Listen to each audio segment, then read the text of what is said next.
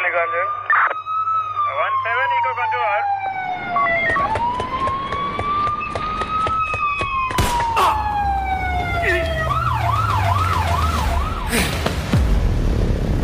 আধার রাতের শহরে ফিসফিসিয়ে চলে যাত্রা, শুধুই ঝুঁকি নেওয়ার রহস্যের ছলে। আপনি কি গোয়েন্দা গল্পের ভক্ত? শুরু হোক তদন্ত, এ খেলা সর্বনাশী, সব মিথ্যের বাজিমাত, গোয়েন্দার বাঁকা হাসি। জমে উঠুক রোমাঞ্চ, বিভিন্ন অজুহাতে এসেছে আবার নতুন গল্প নিশিডাকের রাতে। নমস্কার বন্ধুরা, নিশিডাক গল্পের আড্ডায় আমি জয়দীপ আরও একবার তোমাদের সবাইকে স্বাগত জানাই।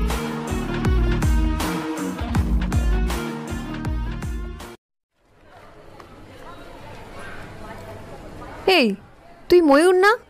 পিছন থেকে হঠাৎ একটা নারী কণ্ঠের প্রশ্নে ময়ূর একটু চমকে যায়। সে সাথে সাথে পিছনে ঘুরে দেখে হাসি মুখে একটা সুন্দরী মেয়ে তার দিকে তাকিয়ে রয়েছে।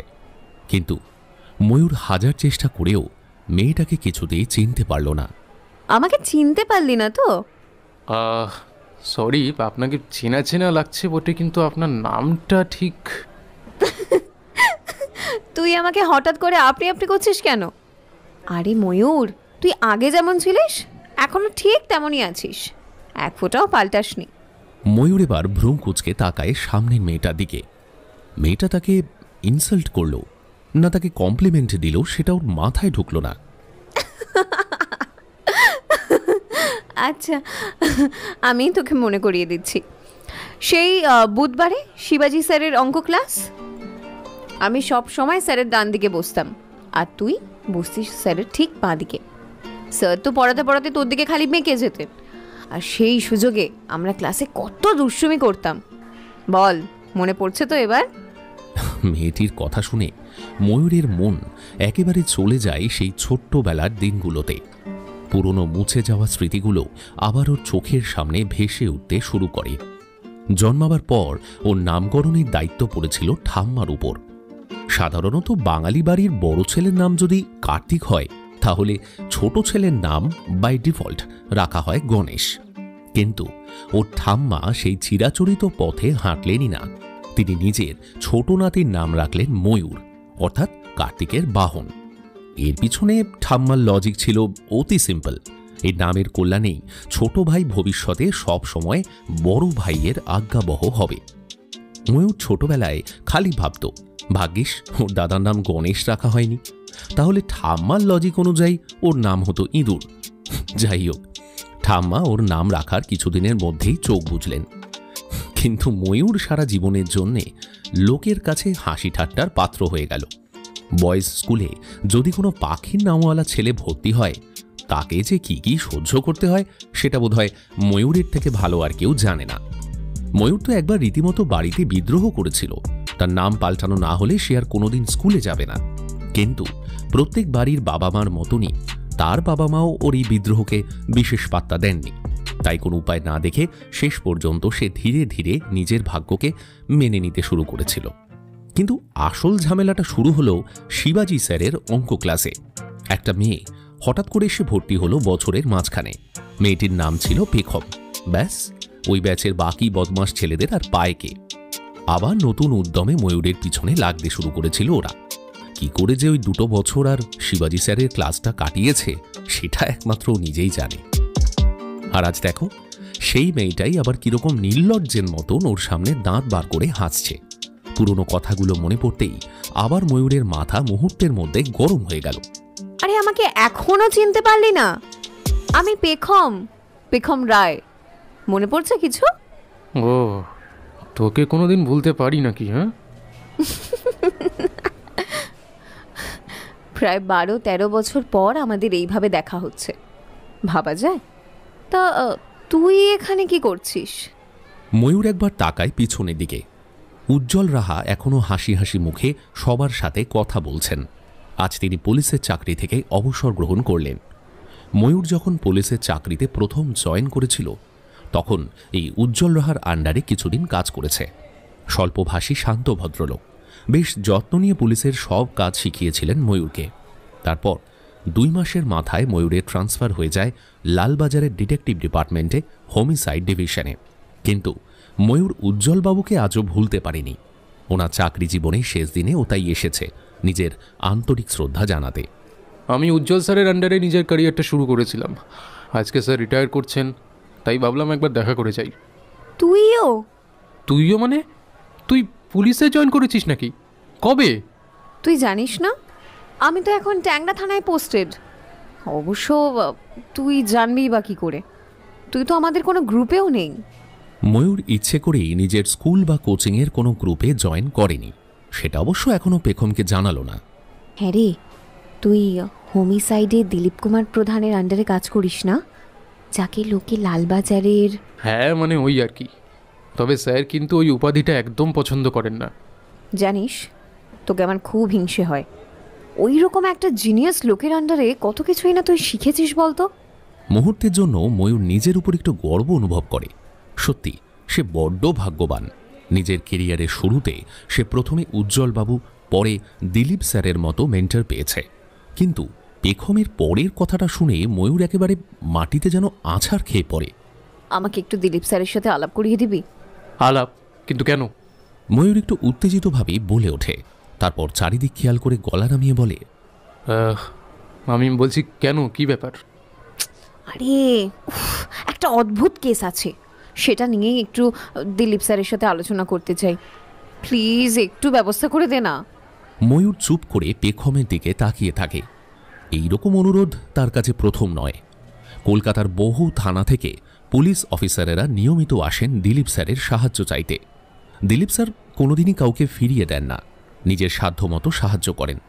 আর কোনো কোনো দিন তো শুধু কেবিনের মধ্যে বসেই জটিল থেকে জটিলতর কেসের সমাধান হয়ে যায়।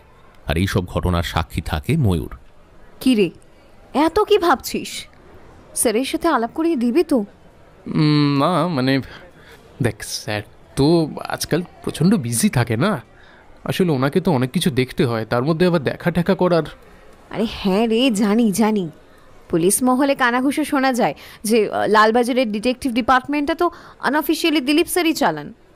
ডিসিডিডি অনুপ চক্রবর্তীর সাথে দিলীপ স্যারের নাকি একদমই বনে না। আবার এটাও শুনেছি পুলিশ কমিশনার মনোরঞ্জন দেব নাকি অনুপ স্যারকে বাইপাস করে ডাইরেক্ট দিলীপ স্যারকেই ফোন করেন। হ্যাঁ রে ময়ূর, এই নিউজগুলো কতখানি সত্যি? ময়ূর চুপ করে থাকে। সে ভালোভাবেই এখন বোঝে ক্ষেত্রবিশেষে মুখ বন্ধ রাখাটাই বুদ্ধিমত্তার আসল পরিচয়। পেখম ময়ূরের কাছ থেকে কোনো গসিপ না পেয়ে একটু নিরাশই হয়। ময়ূর প্লিজ আমাকে একটু হেল্প কর, আমি প্রমিস করছি আমি দিলীপ স্যারের বেশি সময় নেব না। এক প্রকার বাধ্য হয়ে ময়ূর রাজি হয়ে যায়। সে পেখমকে কথা দেয় 3 দিনেকের মধ্যে দিলীপ স্যারের সাথে পেখমের দেখা করিয়ে দেবে।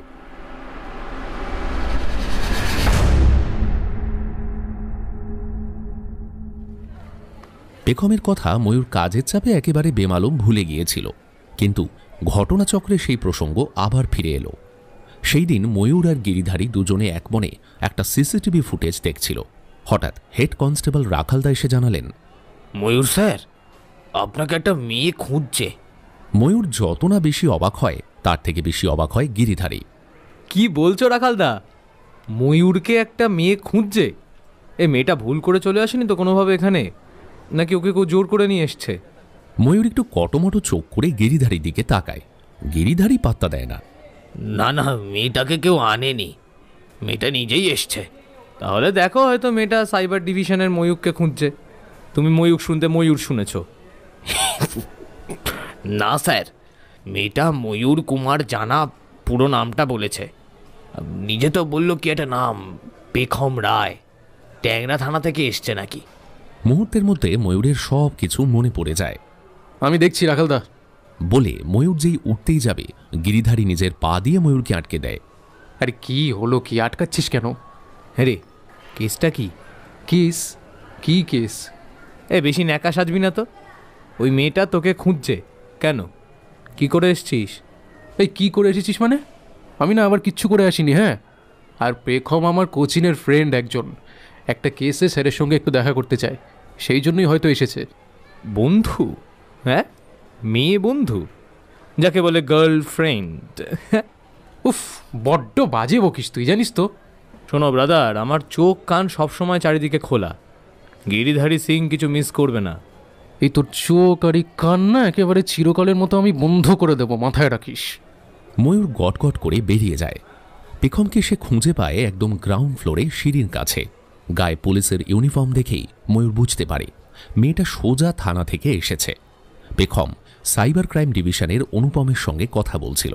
ময়ূরকে আসতে দেখেই অনুপমকে ছেড়ে ও তার দিকে এগিয়ে আসলো। অনুপম কিছুক্ষণ বোকার মতন দাঁড়িয়ে থাকে সেখানে, তারপর মুখ বেঁকিয়ে চলে যায় অন্যদিকে। সরি ময়ূর, তোকে না জানিয়ে এইভাবে লালবাজারে হুট করে চলে এলাম, কিন্তু বিশ্বাস কর আমার যে অন্য কোনো উপায় নেই রে। আমাকে যে দিলীপ স্যারের সাথে দেখা করতেই হবে। স্যার তো এখন নেই, কোর্টে গেছেন। নেই? তাও অনেকক্ষণ হলো স্যার কোর্টে গেছেন, মনে হয় 1 ঘন্টার মধ্যেই চলে আসবেন। তুই যদি একটু অপেক্ষা করতে পারিস তাহলে না হয়। হ্যাঁ ঠিক আছে, কোনো ব্যাপার নয়, আমি অপেক্ষা করতে রাজি আছি। দাঁড়া, একবার স্যারকে একটা ফোন করে দেখি। ময়ূর ফোনটা বের করতে গিয়ে দেখল লালবাজারের পার্কিং লটে দিলীপ কুমার প্রধানের গাড়ি ঢুকছে। বাহ বাহ, যাক তোর ভাগ্যটা ভালো, স্যার চলে এসেছেন। দিলীপ কুমার প্রধান গাড়ি পার্ক করে নেমে পড়লেন। পাশে সিট থেকে বের করে নিলেন কয়েকটা কেস ফাইল। গম্ভীর মুখে ঢুকে পড়লেন বিল্ডিংয়ের ভেতরে। এক ঝলক ময়ূর আর পেখমকে দেখে কোনো কথা না বলে সিঁড়ি দিয়ে উপরে উঠতে লাগলেন। হ্যাঁ রে, বলছি দিলীপ স্যার কি খুব রাগী নাকি? জীবনে প্রথমবার পেখমের পিছনে লাগবার সুযোগ হাতছাড়া করে না ময়ূর। আরে বলিস না, দিলীপ স্যারের মতো বদরাগী পুলিশ অফিসার এই লালবাজারে একটাও নেই।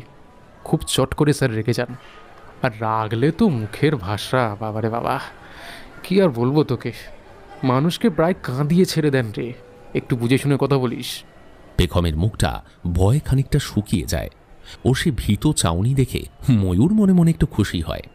তাও চল একবার দিলীপ স্যারের সাথে দেখা করব, যদি স্যার অপমান করেন মুখ বুঝে সহ্য করে নেব। পেখমকে নিয়ে ময়ূর সোজা হাজির হয় ওদের হোমিসাইড ডিপার্টমেন্টে। গিরিধারী বেশ জুলুজুলু চোখ করে ময়ূর আর পেখমের দিকে তাকিয়ে থাকে। ওকে রীতিমতো অবজ্ঞা করে পেখমকে এক জায়গায় বসায় ময়ূর, তারপর সোজা চলে যায় দিলীপ স্যারের কেবিনে। May I coming sir? Dilip sir তখন সবেমাত্র নিজের জায়গায় বসেছেন। হ্যাঁ এসো ময়ূর। স্যার আপনার কাছে একটা রিকোয়েস্ট নিয়ে এসেছিলাম। হ্যাঁ, তোমার বান্ধবীকে এখানে নিয়ে এসো, কোনো কেসের ব্যাপারেই আলোচনা করতে এসেছে তো। এইভাবে বেশিক্ষণ অপেক্ষা করানো বোধ হয় ঠিক হবে না। ময়ূর কিছুক্ষণ অবাক হয়ে তাকিয়ে থাকে দিলীপের দিকে। এই লোকটা কি মানুষের মন পড়তে পারে নাকি?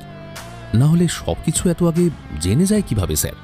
ময়ূর তখনও দাঁড়িয়ে আছে দেখে দিলীপ আবার বলেন, ময়ূর তুমি এখনো দাঁড়িয়ে আছো? হ্যাঁ স্যার, হ্যাঁ স্যার, আমি ওকে একটু দাঁড়ান স্যার, নিয়ে আসছি আমি। ময়ূর কেবিন থেকে বেরিয়ে গিয়ে ইশারা করে পেখমকে ডাকে। পেখমের পিছন পিছন গিরিধারীও ঢুকে পড়ে স্যারের কেবিনে। স্যার? দিলীপ ওদের 3 জনের দিকে তাকান। বসো তুমি, ময়ূর আর গিরিধারী তোমরাও বসো। রাখালদা, রাখালদা। দিলীপের ডাক শুনে রাখালদা এসে হাজির হন। একটু চা চলবে তো? সবার দিকে তাকান দিলীপ, তারপর সম্মতি পেয়ে দিলীপ রাখালকে বলেন, রাখালদা 4 কাপ ভালো চা নিয়ে এসো তো দেখি, বেশ করে আদা দিয়ে। হ্যাঁ, আর চায়ের সঙ্গে বাদাম দেওয়া বিস্কুট। আর তুমি তো সবই জানো রাখালদা, তুমি না থাকলে আমার যে কি হবে।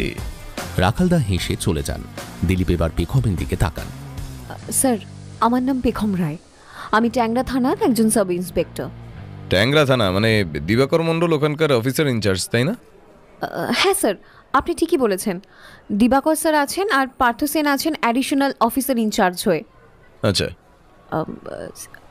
স্যার, তোমার মনে যা আছে আমাকে ফ্রিভাবে বলতে পারো, মনের মধ্যে কোনো সংকোচ রেখো না। স্যার, আমাদের থানার আন্ডারে একটা আনন্যাচারাল ডেথ হয়েছে। দিবাকর স্যার আর পার্থ স্যার দুজনেই বলেছেন যে এটা একটা সুইসাইড কেস, কিন্তু আমার স্থির বিশ্বাস এটা একটা মার্ডার, যেটাকে সুইসাইডের রূপ দিয়ে চালানো হচ্ছে। দিলীপ কিছুক্ষণ চুপ করে পেখমের দিকে তাকিয়ে থাকেন। ইতিমধ্যে রাখালদা 4 কাপ চা আর বাদাম বিস্কুট নিয়ে হাজির হন। চায়ের কাপে একটা চুমুক দিয়ে দিলীপ বলেন, পুরো ঘটনা একেবারে শুরু থেকে বলতে শুরু করো তো বেগম, কোনো কিছু বাদ দিও না। স্যার, আজ থেকে প্রায় 3 সপ্তাহের আগের ঘটনা। দিবাকর স্যার একটা মিটিংয়ে গিয়েছিলেন আর পার্থ স্যার ছিলেন ছুটিতে। থানার চার্জ ছিল আমার উপরে। ঠিক সকাল 11:30 নাগাদ থানায় একটা ফোন আসে। ট্যাংরা বস্তির একটা ঘর থেকে নাকি ভীষণ পচা গন্ধ বেরোচ্ছে। আশেপাশের লোকেরা নাকি সেই পচা গন্ধের চোটে আর থাকতে পারছে না।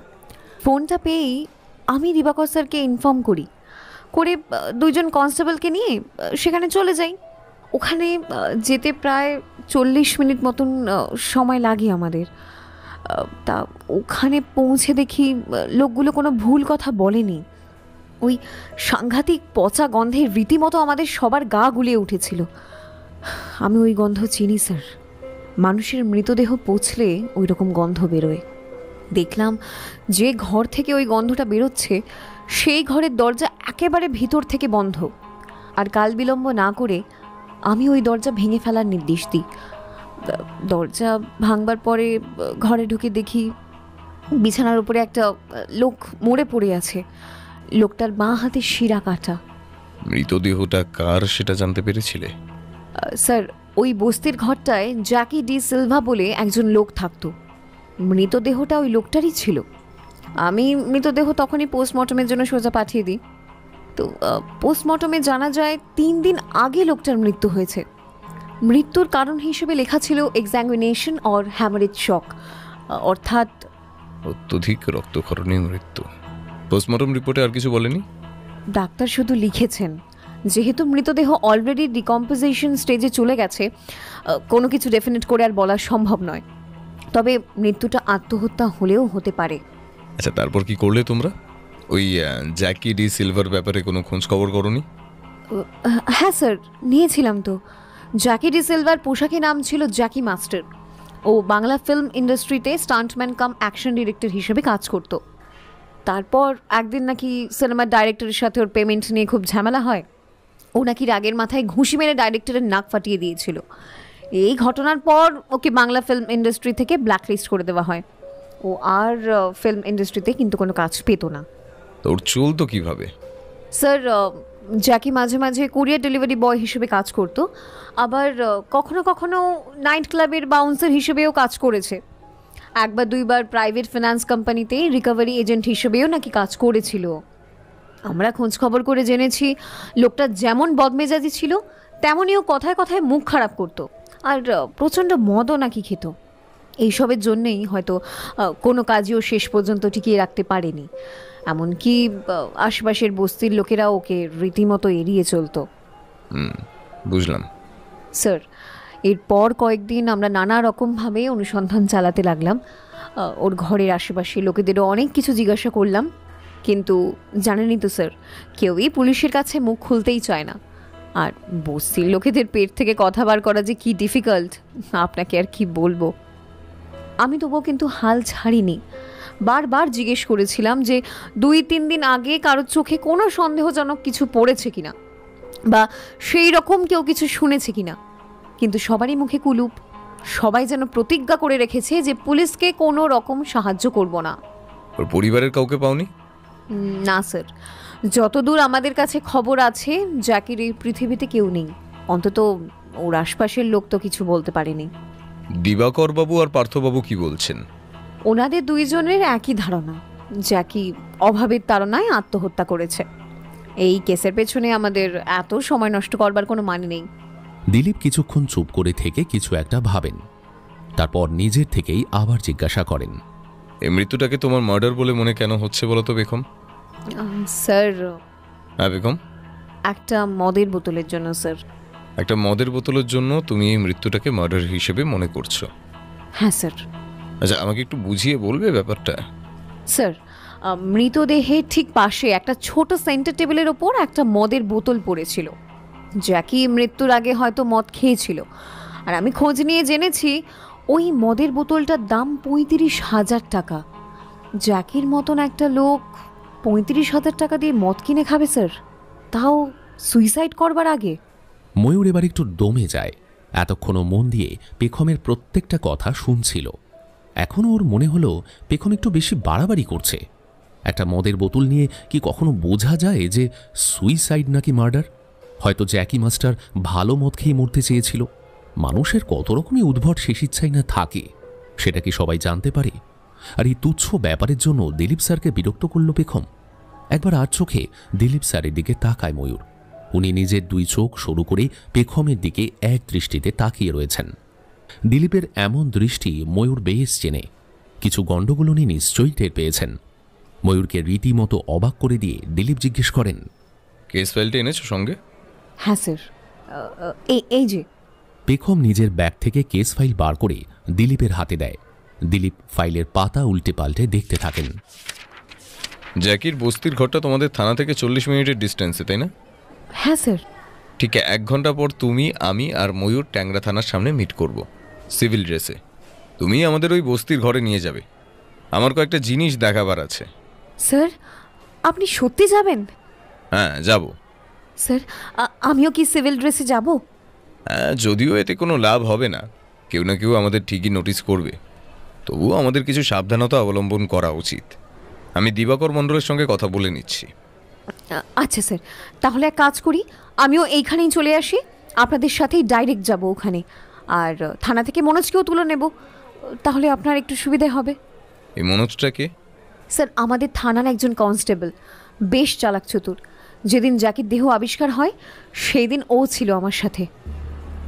দিলীপ সম্মতি দেন। ঠিক হয়, ঠিক 1 ঘন্টার মধ্যে লালবাজারের সামনে ওরা মিট করবে। তারপর ওরা 3 জন যাবে ট্যাংরার ওই বস্তিতে, জ্যাকির ঘরে। দিলীপ ময়ূরকে সব সময় অফিসে একটা সেট সিভিল পোশাক রাখতে বলেছিলেন। সেটার প্রয়োজনীয়তা এতদিন পর টের পেল ময়ূর। 8 ঘন্টার মধ্যে সে রেডি হয়ে গেল। দিলীপও রেডি। গিরিধারী রয়ে গেল লালবাজারে স্যারের পরবর্তী ইনস্ট্রাকশনের অপেক্ষায়। দিলীপ নিজের গাড়ি না নিয়ে অন্য একটা গাড়ি জোগাড় করলেন। সামনে ড্রাইভারের পাশে বসল ময়ূর, পিছনের সিটে দিলীপ আর পেখম। মনোজকে পেখম ফোন করে দিয়েছিল, ও সরাসরি বস্তির সামনেই ওদের সাথে মিট করবে। সারা গাড়িতে দিলীপ এক মনে কেস ফাইলটা পড়তে থাকলেন। মাঝে মাঝে নিজের ফোনে রিপোর্টের কয়েকটা অংশের ছবিও তুললেন। ময়ূর সামনে সিটে বসে সবকিছুই লক্ষ্য করছিল। স্যার, আপনার কি মনে হচ্ছে? অনেকদিন আগে শ্রীলঙ্কার একজন ব্যাটসম্যান ছিল, অরবিন্দ ডি সিলভা। তোমার জ্যাকি ডি সিলভার কথা শুনে আমার সেই ব্যাটসম্যানের কথা মনে পড়ে গেল। পেখম অবাক হয়ে তাকিয়ে থাকে দিলীপের দিকে। ময়ূর সামনের সিট থেকে মাথা ঘুরিয়ে বলে, হ্যাঁ স্যার, সেই 1996-এ ক্রিকেট ওয়ার্ল্ড কাপ, সেই বিখ্যাত শ্রীলঙ্কার টিম অস্ট্রেলিয়াকে হারিয়ে প্রথমবার ওয়ার্ল্ড কাপ জিতেছিল ওরা। স্যার, আপনি খুব ক্রিকেট ভালোবাসেন বুঝি? হ্যাঁ রে স্যার, প্রচণ্ড ক্রিকেট ভালোবাসেন। আর বাঁহাতি ব্যাটসম্যানদের ওপর স্যারের একটা আলাদাই অবসেশন আছে। স্যারের প্রিয় ব্যাটসম্যান কিন্তু ক্রিস গেল। শুধু গেইল নয়, কুমার সাঙ্গাকারার খেলাও আমার খুব ভালো লাগতো। এখন শুধু ক্রিকেট নয়, আমি ফুটবল আর টেনিসও দেখি, ওই সময় কাটানোর জন্য আর কি। দিলীপ আবার কেস ফাইলটা প্রথম থেকে শেষ অবধি দেখেন। তারপর ফাইলটা বন্ধ করে পেখমের হাতে দেন। স্যার, তা আমরা কতক্ষণে পৌঁছবো? আর 20 মিনিট ম্যাক্স। গাড়িটাকে বস্তি থেকে একটু দূরে পার্ক করো, আমরা পায়ে হেঁটে জ্যাকির ঘরের দিকে যাব। কোনো অসুবিধা নেই তো দুজনের? না স্যার। না স্যার। স্যার, আপনাকে একটা কথা বলবো। কি? আমি না আপনাকে দেখে প্রথমে খুব ভয় পেয়ে গিয়েছিলাম, কিন্তু এখন আপনাকে আর আমার ভয় করছে না। তুমি আমাকে দেখে ভয় পেয়েছিলে কেন? না, আসলে ময়ূর বলেছিল আপনি নাকি চট করে রেগে যান, খুব বকাবকি করেন। আমি ভেবেছিলাম আমার এই কেসটার কথা শুনে আপনি হয়তো আমাকে লালবাজার থেকে ঘাট ধরে বার করে দেবেন, কিন্তু আপনি যে নিজে ক্রাইম সিন দেখতে চলে আসবেন সেটা আমি ভাবতেও পারিনি। ময়ূর বেশ জোরে একটা বিষম খেয়ে কাশতে থাকে। পেখম যে এইভাবে ওকে কেস খাওয়াবে সেটাও কোনোদিন ভাবেনি। কাশতে কাশতে ও সামনের আয়নায় লক্ষ্য করে দিলীপ স্যার ভ্রু কুঁচকে ওর দিকে তাকিয়ে আছেন। আজকে গেলাম, এই মেয়ে শিওর কেস খাওয়াবে। লালবাজারে মেচে ফিরতে পারলে হয়। ময়ূর নিজের মনেই যেন বিড়বিড় করে। দিলীপের কথা মতন বস্তি থেকে কিছুটা দূরে গাড়ি থামিয়ে দেয় ড্রাইভার। ওরা 3 জন পায়ে হেঁটে বস্তির দিকে এগিয়ে যায়। মনোজ বস্তির ঠিক বাইরে একটা শনি মন্দিরের সামনেই দাঁড়িয়েছিল। ও আর পেখম পথ দেখাতে শুরু করে। ওদের পিছনে হাঁটতে থাকেন দিলীপ আর ময়ূর। ঠিক সিনেমা বা টিভি সিরিয়ালে যেমন বস্তি দেখায় বাস্তবে এই বস্তি তার থেকেও অনেক বেশি ঘিঞ্জি আর প্রচণ্ড নোংরা। একটা ছোট্ট জায়গার মধ্যে কতগুলো লোক যে একসাথে এইভাবে থাকতে পারে সেই ব্যাপারে ময়ূরের কোনো ধারণাই ছিল না। ছোট ছোট ঘর একে অপরের সাথে জোড়া। একটা বাড়িতে আগুন লাগলে সেই আগুন দাবানলে রূপ নিতে বেশিক্ষণ সময় লাগবে না। কোনো ঘরের মাথায় টালি, কারোর মাথায় প্লাস্টিক আর মেটাল রুফের শিট, এবড়ো খেবড়ো রাস্তা, কাঁচা নর্দমা, যত্রতত্র পড়ে রয়েছে আবর্জনা। একটা টিউবওয়েলের সামনে বসে কয়েকজন মহিলা গল্প করছে। হাঁস, মুরগি, কুকুর, ছাগল চারিদিকে অবাধে হাঁটাচলা করছে। ইস, এরকম একটা অস্বাস্থ্যকর পরিবেশেও মানুষ থাকে। পেখম আর মনোজ পথ দেখিয়ে ওদেরকে নিয়ে এলো কোণের দিকে একটা ঘরের সামনে। ঘরের দরজাটা ওরা সিল করে বন্ধ করে দিয়েছিল, তাই এখনো পর্যন্ত বন্ধই আছে। পেখম জানায় বেশি দিন এই ঘরটা বন্ধ করে রাখা যাবে না, কেউ না কেউ ঘরটা নিতে চলে আসবে খুব তাড়াতাড়ি। দিলীপের নির্দেশে মনোজ ঘরের দরজা খুলে দেয়। দরজাটা খুলতেই ভেতর থেকে একটা বিশ্রী গন্ধ বেরিয়ে আসে। ময়ূর, পেখম আর মনোজ সঙ্গে সঙ্গে নিজেদের নাকে রুমাল চাপা দেয়, কিন্তু ওই মারাত্মক গন্ধেও দিলীপের কোনো রকম বিকার নেই। দিব্যি তিনি ঘরের মধ্যে ঢুকে যান। ওনার পিছন পিছন বাকি তিনজনও ঘরের মধ্যে ঢোকে। দিলীপ প্রথমে ঘরের দরজাটা ভালো করে পরীক্ষা করেন, তারপর পুরো ঘরের ভেতর চোখ বোলান। ঘরটা ছোট, তার মধ্যে আসবাব হিসেবে একটা বড় রট আয়রনের খাট আর একটা ছোট টেবিল। খাটের ওপর একটা ময়লা দাগ লাগা ছেঁড়া তোষক পড়ে আছে। পেখম জানায়, বিছানার চাদর আর বালিশ ফরেন্সিক টিম নিয়ে গেছে, শুধু তোষকটাই পড়ে আছে। দিলীপ কিছু বলেন না, খুঁটিয়ে খুঁটিয়ে সব কিছু দেখতে থাকেন। ঘরের কোণে একটা ছোট বেসিন আছে, সে বেসিনের খানিকটা দূরে একটা ছোট্ট স্টোভ রাখা, পাশে দুটো স্টিলের থালা বাসন, কয়েকটা কাঁচের গ্লাস আর লাইন করে রাখা আছে প্রায় 50টার মতন মদের বোতল। সব কিছু দেখে দিলীপের চোখ কপালে উঠে যায়। এই ঘরটা কি জ্যাকির নিজস্ব, নাকি সে এখানে ভাড়া নিয়ে থাকতো? স্যার, এখানে তো ভাড়া সিস্টেমই চলে। এই ঘরটা আব্দুল বলে একটা লোকের, জ্যাকি ওকে মাসে মাসে ভাড়া দিত। এই ঘরেই জ্যাকি লাস্ট 6 বছর ধরে ছিল। বুঝলাম। জ্যাকির বডিটা কীরকমভাবে পেয়েছিলে তোমরা? আমাকে একটু বোঝাও তো, দরকার হলে ছবির সাহায্য না। হ্যাঁ স্যার। পেখম ফাইল থেকে মৃতদেহের ছবি বার করে। মাথাটা কোন দিকে ছিল? স্যার ওই দিকে। আর হাত দুটো কি অবস্থায় ছিল? স্যার, বাঁ হাতটা খাটের বাইরে ঝুলছিল, আর ওই বাঁ হাতের ঠিক নিচে মানে মেঝের ওপর বেশ খানিকটা রক্ত জমাট বেঁধেছিল। আর ডান হাতের মুঠোর মধ্যে ছিল একটা রক্তমাখা ছুরি। রক্তটা ওরই ছিল স্যার। জ্যাকির মোবাইল পেয়েছিলে? হ্যাঁ স্যার, জ্যাকের মোবাইল পেয়েছিলাম আমরা। ওটাও ফরেন্সিক টিমকে দিয়ে দেওয়া হয়েছে, কিন্তু ওখান থেকে কিছুই পাওয়া যায়নি। আর কল রেকর্ডেও কোনো সন্দেহজনক কিছু নেই। তবে স্যার, তবে কি? মোবাইলে একটা মেসেজ টাইপ করা ছিল। মেসেজটা ছিল, আমি আর পারছি না, আমার মুক্তি চাই। দিবাকর মণ্ডল নিশ্চয়ই এটাকে সুইসাইড নোট হিসেবে ধরেছে। হ্যাঁ স্যার। মেসেজটা কবেকার? স্যার, ওই দিনের 11ই জানুয়ারি রাত 8টার সময়কার। 11ই জানুয়ারি শনিবার ছিল। দিলীপ জ্যাকির ঘরে পাওয়া স্টোভটাকে তুলে নেন, সেটাকে নেড়ে চেড়ে দেখতে দেখতে বলেন, ময়ূর, একবার জ্যাকির মৃতদেহের মতন বিছানায় শুয়ে পড়তো দেখি। হ্যাঁ স্যার। হাঁ করে দেখার কি আছে? স্যার মানে আমি বুঝলাম না, আপনি এক্স্যাক্টলি আমাকে কি করতে বলছেন? তুমি নিজেকে 1 সেকেন্ডের জন্য Jackie D silver dead body ভাবো। জ্যাকির ডেড বডি যেভাবে পাওয়া গিয়েছিল তুমি সেইভাবেই ওই বিছানার উপর শুয়ে পড়ো। আমি একটা জিনিস চেক করতে চাই। স্যারের মাথার তারটা কি আবার গেল নাকি? ময়ূর মনে মনে ভাবে, কিন্তু কোনো উপায় না দেখে পেখমের দিকে একবার অসহায়ভাবে তাকিয়ে ময়ূর এই নোংরা তোষকের উপর শুয়ে পড়ে, নিজের বাঁ হাতখানা ঝুলিয়ে দেয় খাটের বাইরে। এইভাবেই পাওয়া গিয়েছিল বডিটা? হ্যাঁ স্যার। দিলীপ মাটিতে উবু হয়ে বসে বিছানায় পড়ে থাকা ময়ূরের দিকে 5 মিনিট তাকিয়ে থাকেন, তারপর সোজা হয়ে দাঁড়িয়ে আবার চারিদিকে তাকান। জ্যাকি মদ খেতে যেত কোথায়? হঠাৎ এরকম একটা প্রশ্নে পেখম একটু চমকে যায়, কোনো উত্তর দিতে পারে না।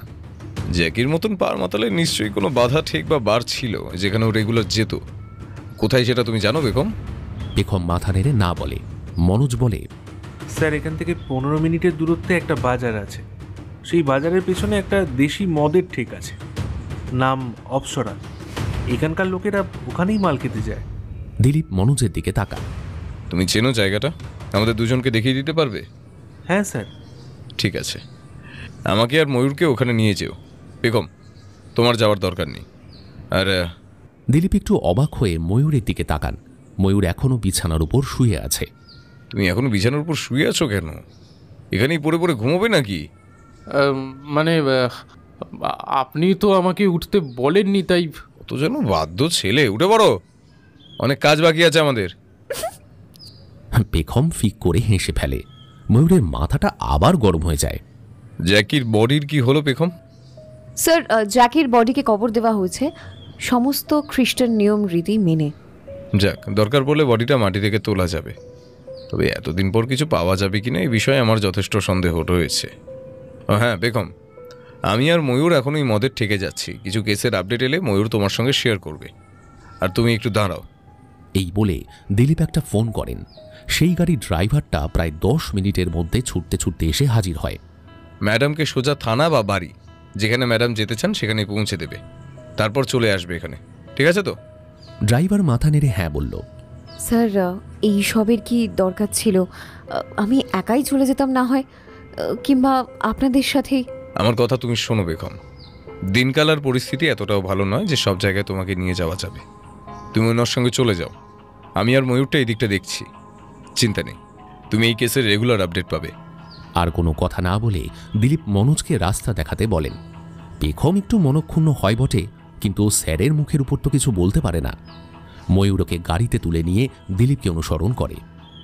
অপ্সরা নামটা শুনতেই স্বর্গের যে দৃশ্য মানুষের কল্পনায় ভেসে আসে, বাস্তবেরই অপ্সরার সাথে সেই স্বর্গের দূর দূর পর্যন্ত কোনো সম্পর্ক নেই। একটা একতলা সিমেন্টের বাড়ি নিয়ে এই দেশি মদের ঠেক, বাঁশ আর লোহার রডের সাপোর্ট স্ট্রাকচার, ছাদটা পুরো খড় টালি আর মেটাল শিট দিয়ে ঢাকা। সামনে একটা রংচটা বোর্ডে অপ্সরা নামটা এখনও কিছুটা হলেও চোখে পড়ে। একটা লাল রঙের দরজার সামনে একটা লোক কাঠি দিয়ে নিজের দাঁত খোঁচাচ্ছিল। দিলীপ আর ময়ূরকে দেখে সে একটু কড়াভাবেই বলল, এখন বন্ধ, রাতে আসবি। দিলীপ লোকটাকে কোনো পাত্তা না দিয়ে একদিকে সরিয়ে ওই ঠেকের ভেতর ঢুকে পড়ল, পিছনে পিছনে ময়ূর। এই, আমার কথা কানে যাচ্ছে না নাকি? তোর ম্যানেজার কোথায়? তোকে বলবো কেন রে সালা? কে তুই? এখনো সুযোগ দিচ্ছি বলে ফেল, নইলে পরে কথা বলবার মতো অবস্থায় নাও থাকতে পারিস। তবে রে। লোকটা যেই দিলীপের উপর চড়াও হতে যাবে, সঙ্গে সঙ্গে ভিতর থেকে একটা কণ্ঠস্বর ভেসে আসে। কালটো, কি হয়েছে রে? কে এখন এসে ঝামেলা করছে? দিলীপ আর ময়ূর দুজনেই সেই দিকে তাকায়। ময়ূর বাড়িটার মধ্যে ঢুকেই লক্ষ্য করেছিল একটা বড় ঘরের সাথে আরও 3-4টে ছোট ছোট ঘর আছে। সেই রকমই একটা ঘরের মধ্যে অনেকগুলো তাক আর অনেকগুলো মদের বোতল লক্ষ্য করল ময়ূর। এটাই বোধহয় স্টোর রুম। সেই স্টোর রুম থেকে ধুতি পাঞ্জাবি পরা একটা বুড়ো মতন লোক বেরিয়ে এসেছে। সেই লোকটাই করেছে প্রশ্নটা। আরে কালিদা, এই দুটো লোক এসে খুব ঝামেলা করছে এখানে। আপনারা কারা? এখানে এখন কি করছেন? কি দরকার আপনাদের এখানে? দিলীপ নিজের পকেট থেকে আইডি কার্ড বের করে বলেন, আমার নাম দিলীপ কুমার প্রধান, এসি হোমিসাইড ডিডি, লালবাজার। আর এ হলো সাব ইন্সপেক্টর ময়ূর কুমার জানা। আমরা এখানে একটা তদন্তে এসেছি। মুহূর্তের মধ্যে কালী আর কালটুর মুখের জিওগ্রাফি একেবারে বদলে যায়। ওরা প্রায় দুজনেই একসাথে বলে, স্যার, আমরা কিছু করিনি, আমরা কিছু জানি না। স্যার স্যার আমরা কিছু করিনি স্যার, আমরা কিছু জানি না। আমি তো এখনো কোনো প্রশ্ন করতে শুরুই করিনি, আগে থেকে নিজেদের সাফাই গাইতে শুরু করেছেন কেন? এখানে লালবাজারের পায়ের দূরও পড়বার কোনো সম্ভাবনা আছে নাকি? না না স্যার, আপনি কি যে বলেন।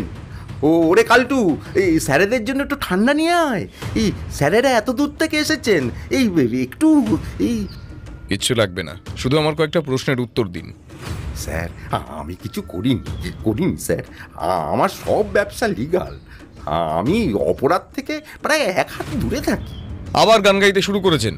আমি যেটা জিজ্ঞেস করব সেটারই খালি উত্তর দেবেন। আপনার ঢপের কীর্তন শুনতে আমি এখানে আসিনি। আপনার নাম কি? আগে স্যার, স্যার কালীপদ হালদার। এই মদের ঠেকের মালিক কি আপনি? হ্যাঁ স্যার, মালিক আর ম্যানেজার দুটোই আমি। আপনি জ্যাকি ডি সিলভাকে চিনতেন? কে? এই Jackie de Silva. Jackie de Silva, Jackie master. ও, আপনি খ্যাপা জ্যাকির কথা বলছেন? হ্যাঁ, চিনতাম তো। খ্যাপাটা তো এখানেই মাল খেতে আসতো। এই তো 2-3 সপ্তাহ আগেই লোকটা সুইসাইড করলো। একাই আসতো? হ্যাঁ স্যার, লোকটা একাই আসতো। আর এখানে এলেই ওই মেছো রতনের সঙ্গে বসে মাল খেত। মেছো রতন? আগে হ্যাঁ স্যার, এই আমারই থেকে 3জন রতন আসে স্যার। এই মেছো রতন, ওই হলো এই গেছো রতন, আর পেঁচো রতন। সব মনে রাখতে হয়, নইলে কার বিল যে কাকে দিয়ে দেব ওই বুঝতেই তো পাচ্ছেন স্যার। পরে তাই নিয়ে আবার এই ঝামেলা হবে। মেছো রতন কে?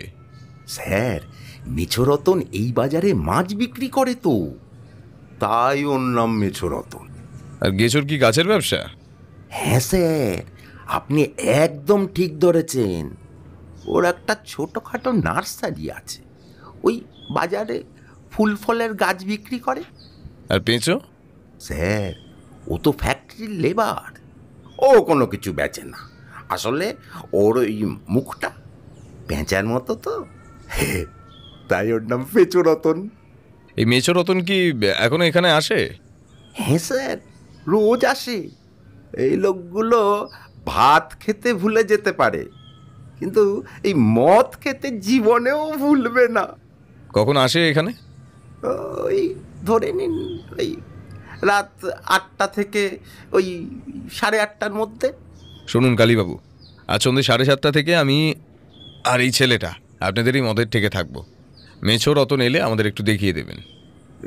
স্যার, বলছিলাম কি স্যার, ওই মেছো রতন কি কিছু করেছে নাকি?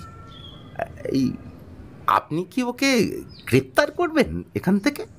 আপাতত ওর সঙ্গে একটু কথা বলবো, সেই ব্যবস্থা আপনাকে করে দিতে হবে। স্যার মানে স্যার, আপনার কি কোনো অসুবিধা আছে? আসলে স্যার, এই আপনি তো পুলিশ, এই নিশ্চয়ই এই বুঝতেই পারছেন এখানে সবসময় সাদা কালো লোক আসে না, এই কিছু ধূসর চরিত্রের মানুষও আসে।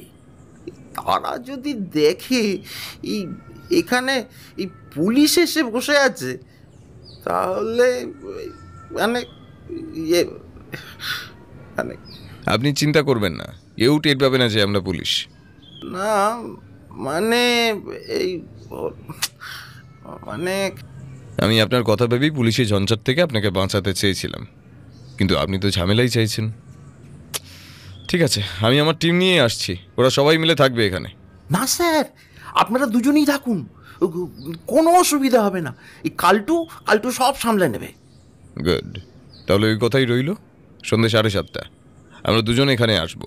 আর হ্যাঁ, যদি এর মধ্যে আপনারা ওই মেছো রতনকে কোনোভাবে সাবধান করেন, তাহলে আপনাদের দুজনের কপালে কিন্তু অশেষ দুঃখ আছে। না না স্যার, ওই রকম কোনো কাজ আমরা করব না। গুড, এসো ময়ূর। ময়ূরকে নিয়ে দিলীপ বেরিয়ে আসেন। 5 মিনিট যেতে না যেতেই পিছন থেকে একজন ডাক দেয়, স্যার। ওরা দুজন মুখ ঘুরিয়ে দেখে কালটু ওদের পিছন পিছন এসেছে। ওর মুখের ভাব একদম পাল্টে গেছে। স্যার, আপনি কি জ্যাকিদার মৃত্যুর তদন্ত করছেন? তুমি জ্যাকিকে ব্যক্তিগতভাবে চিনতে? স্যার, জ্যাকিদা ভালো লোক ছিল স্যার। লোক আর যাই বলুক, আমি তো জানি। আরে আমার মায়ের অসুখের সময় আমাকে খুব সাহায্য করেছিল স্যার। তুমি কি জ্যাকির মৃত্যুর ব্যাপারে কিছু বলতে পারবে? স্যার, মারা যাওয়ার আগে জ্যাকি কলকাতায় ছিল না, অন্তত বেশ কিছুদিন বাইরে ছিল স্যার। তুমি জানলে কি করে? স্যার, কলকাতায় থাকলে জ্যাকি অবশ্যই আসতো আমাদের থেকে। তাছাড়া যে বস্তিতে জ্যাকিদা থাকতো সেখানে আমার দিদিও থাকে। আমি দেখেছি মাঝখানে জ্যাকিদার ঘরে তালা মারা ছিল। থ্যাংক ইউ কালটু, তোমার এই তথ্যটা আমাদের খুবই কাজে লাগবে। কালটু প্রসন্ন মনে চলে যায়। ময়ূর জিজ্ঞাসা করে, স্যার, আমরা কি করব এখন? আজ ঠিক সন্ধ্যে 7:30টার সময় চলে এসো এখানে। আর হ্যাঁ, একটা কথা, ঠিকঠাক জামা কাপড় পরে এসো। তোমাকে দেখে যেন এটা না মনে হয় যে তুমি এখানে কোনো চাকরির ইন্টারভিউ দিতে এসেছো। ময়ূর স্যারের খোঁচাটা মুখ বুজে হজম করে নেয়। ওর মাথায় এখনো এটা ঢুকছে না যে এখানে রাত্রিবেলায় এসে হবেটা কি।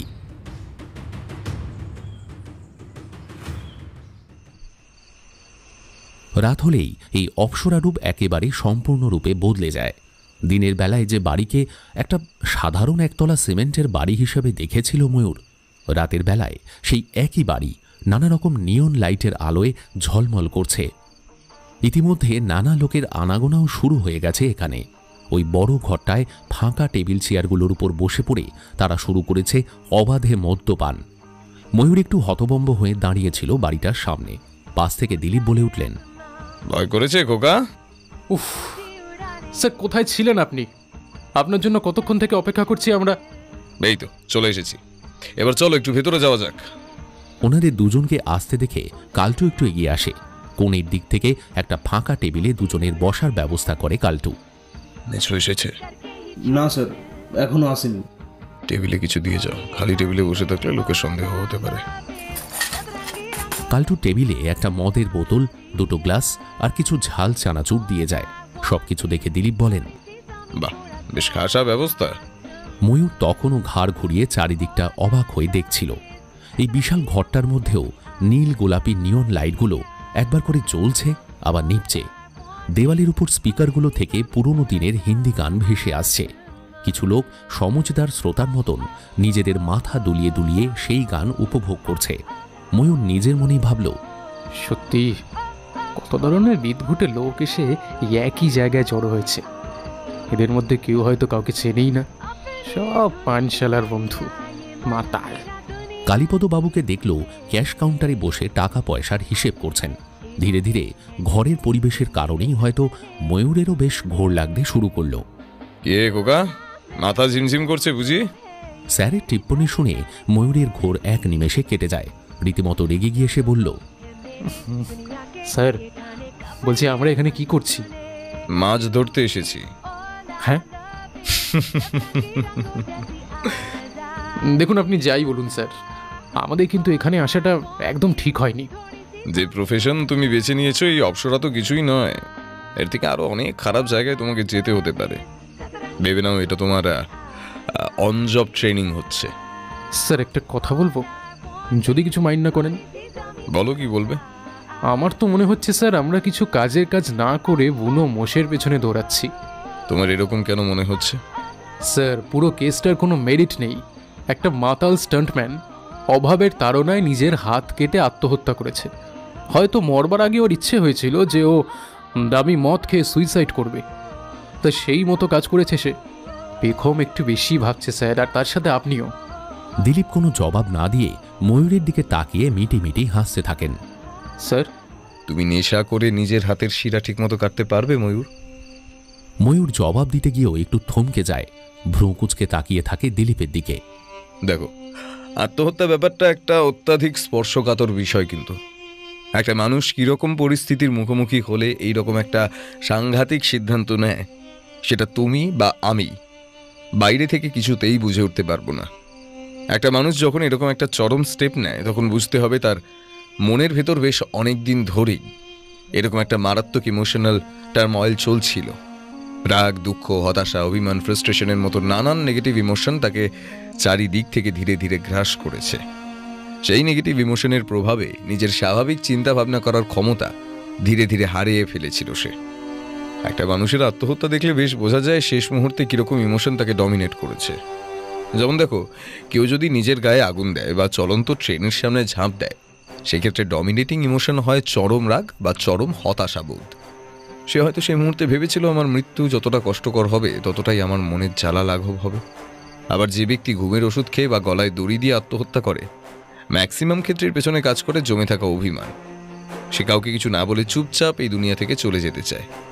দুটোই আত্মহত্যা, কিন্তু পেছনের ইমোশনগুলো আলাদা। এই কেসে আমাদের ভিকটিমকেই কনসিডার করো, জ্যাকি ডি সিলভা। সে একজন স্টান্টম্যান কাম অ্যাকশন ডিরেক্টর ছিল। সে টাকার বিনিময়ে কত সাংঘাতিক সাংঘাতিক স্টান্ট করত। যদি ধরেও নি তার মাথায় আত্মহত্যা করার চিন্তা এসেছিল, সে তখন কিভাবে আত্মহত্যা করত? হয় কোনো উঁচুতলা বিল্ডিং থেকে নিচে ঝাঁপ দিত, কিংবা চলন্ত ট্রেনের সামনে লাফিয়ে পড়ত। এইভাবে লোকচক্ষুর আড়ালে ঘরের মধ্যে লুকিয়ে নিজের শিরা কাটত না। এটা জ্যাকের ব্যক্তিত্বের সঙ্গে ঠিক যাচ্ছে না। তাহলে স্যার এটা কি একটা... এই কেসে একটা সাংঘাতিক বড় লুপ হোল রয়েছে, যেটা সবাই ওভারলুক করে গেছে। দিবাকর, পার্থ, পেখম, এমনকি তুমিও। স্যার কি মিস করে গেছি মানে আমি বুঝলাম না বিষয়টা। এই ফাইলটা ভালো করে পড়েছিলে? হ্যাঁ স্যার, দেখেছিলাম তো সব কিছু। ওই 35,000 টাকা দামের মদের বোতলটা নিয়ে কিছু কি? পেখম দেখেছে ঠিকই, কিন্তু যেটা দেখবার কথা ছিল সেটাই দেখেনি। কি স্যার? ময়ূর একটু উৎসাহী হয়ে ওঠে। দিলীপ এক মুঠো ঝাল চানাচুর মুখে তুলে দিয়ে বলেন, গ্লাসের গায়ে জ্যাকির ফিঙ্গারপ্রিন্ট ছিল, কিন্তু বোতলের গায়ে কারোর ফিঙ্গারপ্রিন্ট ছিল না। হ্যাঁ, আমরা ধরে নিচ্ছি যে জ্যাকি মদ খেতে খেতে আত্মহত্যা করার সিদ্ধান্ত নেয়, উইচ ইজ এক্সট্রিমলি আনলাইকলি। কেউ কোনোদিন মদ খেতে খেতে আত্মহত্যা করার সিদ্ধান্ত নেয় না। তাও যদি আমাদের অ্যাজাম্পশন ঠিক বলে মনে করি, তাহলে গ্লাসের সঙ্গে বোতলের গায়ে তো জ্যাকির ফিঙ্গারপ্রিন্ট থাকার কথা। ও নিশ্চয়ই গ্লাভস পরে বোতল থেকে গ্লাসে মদ ঢালেনি। বোতলের গায়ে যখন কোনো ফিঙ্গারপ্রিন্ট নেই, তার মানে কেউ সেই ফিঙ্গারপ্রিন্ট নিশ্চয়ই মুছে দিয়েছে। এর মানে কি দাঁড়াচ্ছে? যে জ্যাকির মৃত্যুর সময় ওই ঘরে জ্যাকি ছাড়া অন্য একজন লোক নিশ্চয়ই ছিল। এই লোকটাই এই সব কাজ করেছে। ও তার মানে আপনি রিপোর্টটা দেখেই বুঝে গিয়েছিলেন যে এটা একটা মার্ডার, তাই তো? ইয়েস ময়ূর, তাও আমি একবার ক্রাইম সিনটা নিজের চোখে দেখতে চেয়েছিলাম। মানে পেখমের সন্দেহ একেবারে ঠিক, এটা মার্ডার, যেটাকে সুইসাইড হিসেবে চালানোর চেষ্টা করা হয়েছিল। আমি আজ সকালে এখান থেকে ফিরে যাওয়ার পর ডিসিডিডি, পুলিশ কমিশনার আর দিবাকর মণ্ডল, এই তিনজনের সঙ্গে কথা বলি। আমার সন্দেহের কথাই তিনজনকে জানাই। দিবাকর তো পুরো দোষটা বেগমের ঘাড়ে দিতে যাচ্ছিল। আমি তো বললাম বেগমের জন্যই এই কেসটা ধামাচাপা পড়েনি, এখন এই কেস ওপেন থাকবে, আমরাই তদন্ত করব, আর ট্যাংরা থানা আমাদের সব রকমভাবে সাহায্য করবে।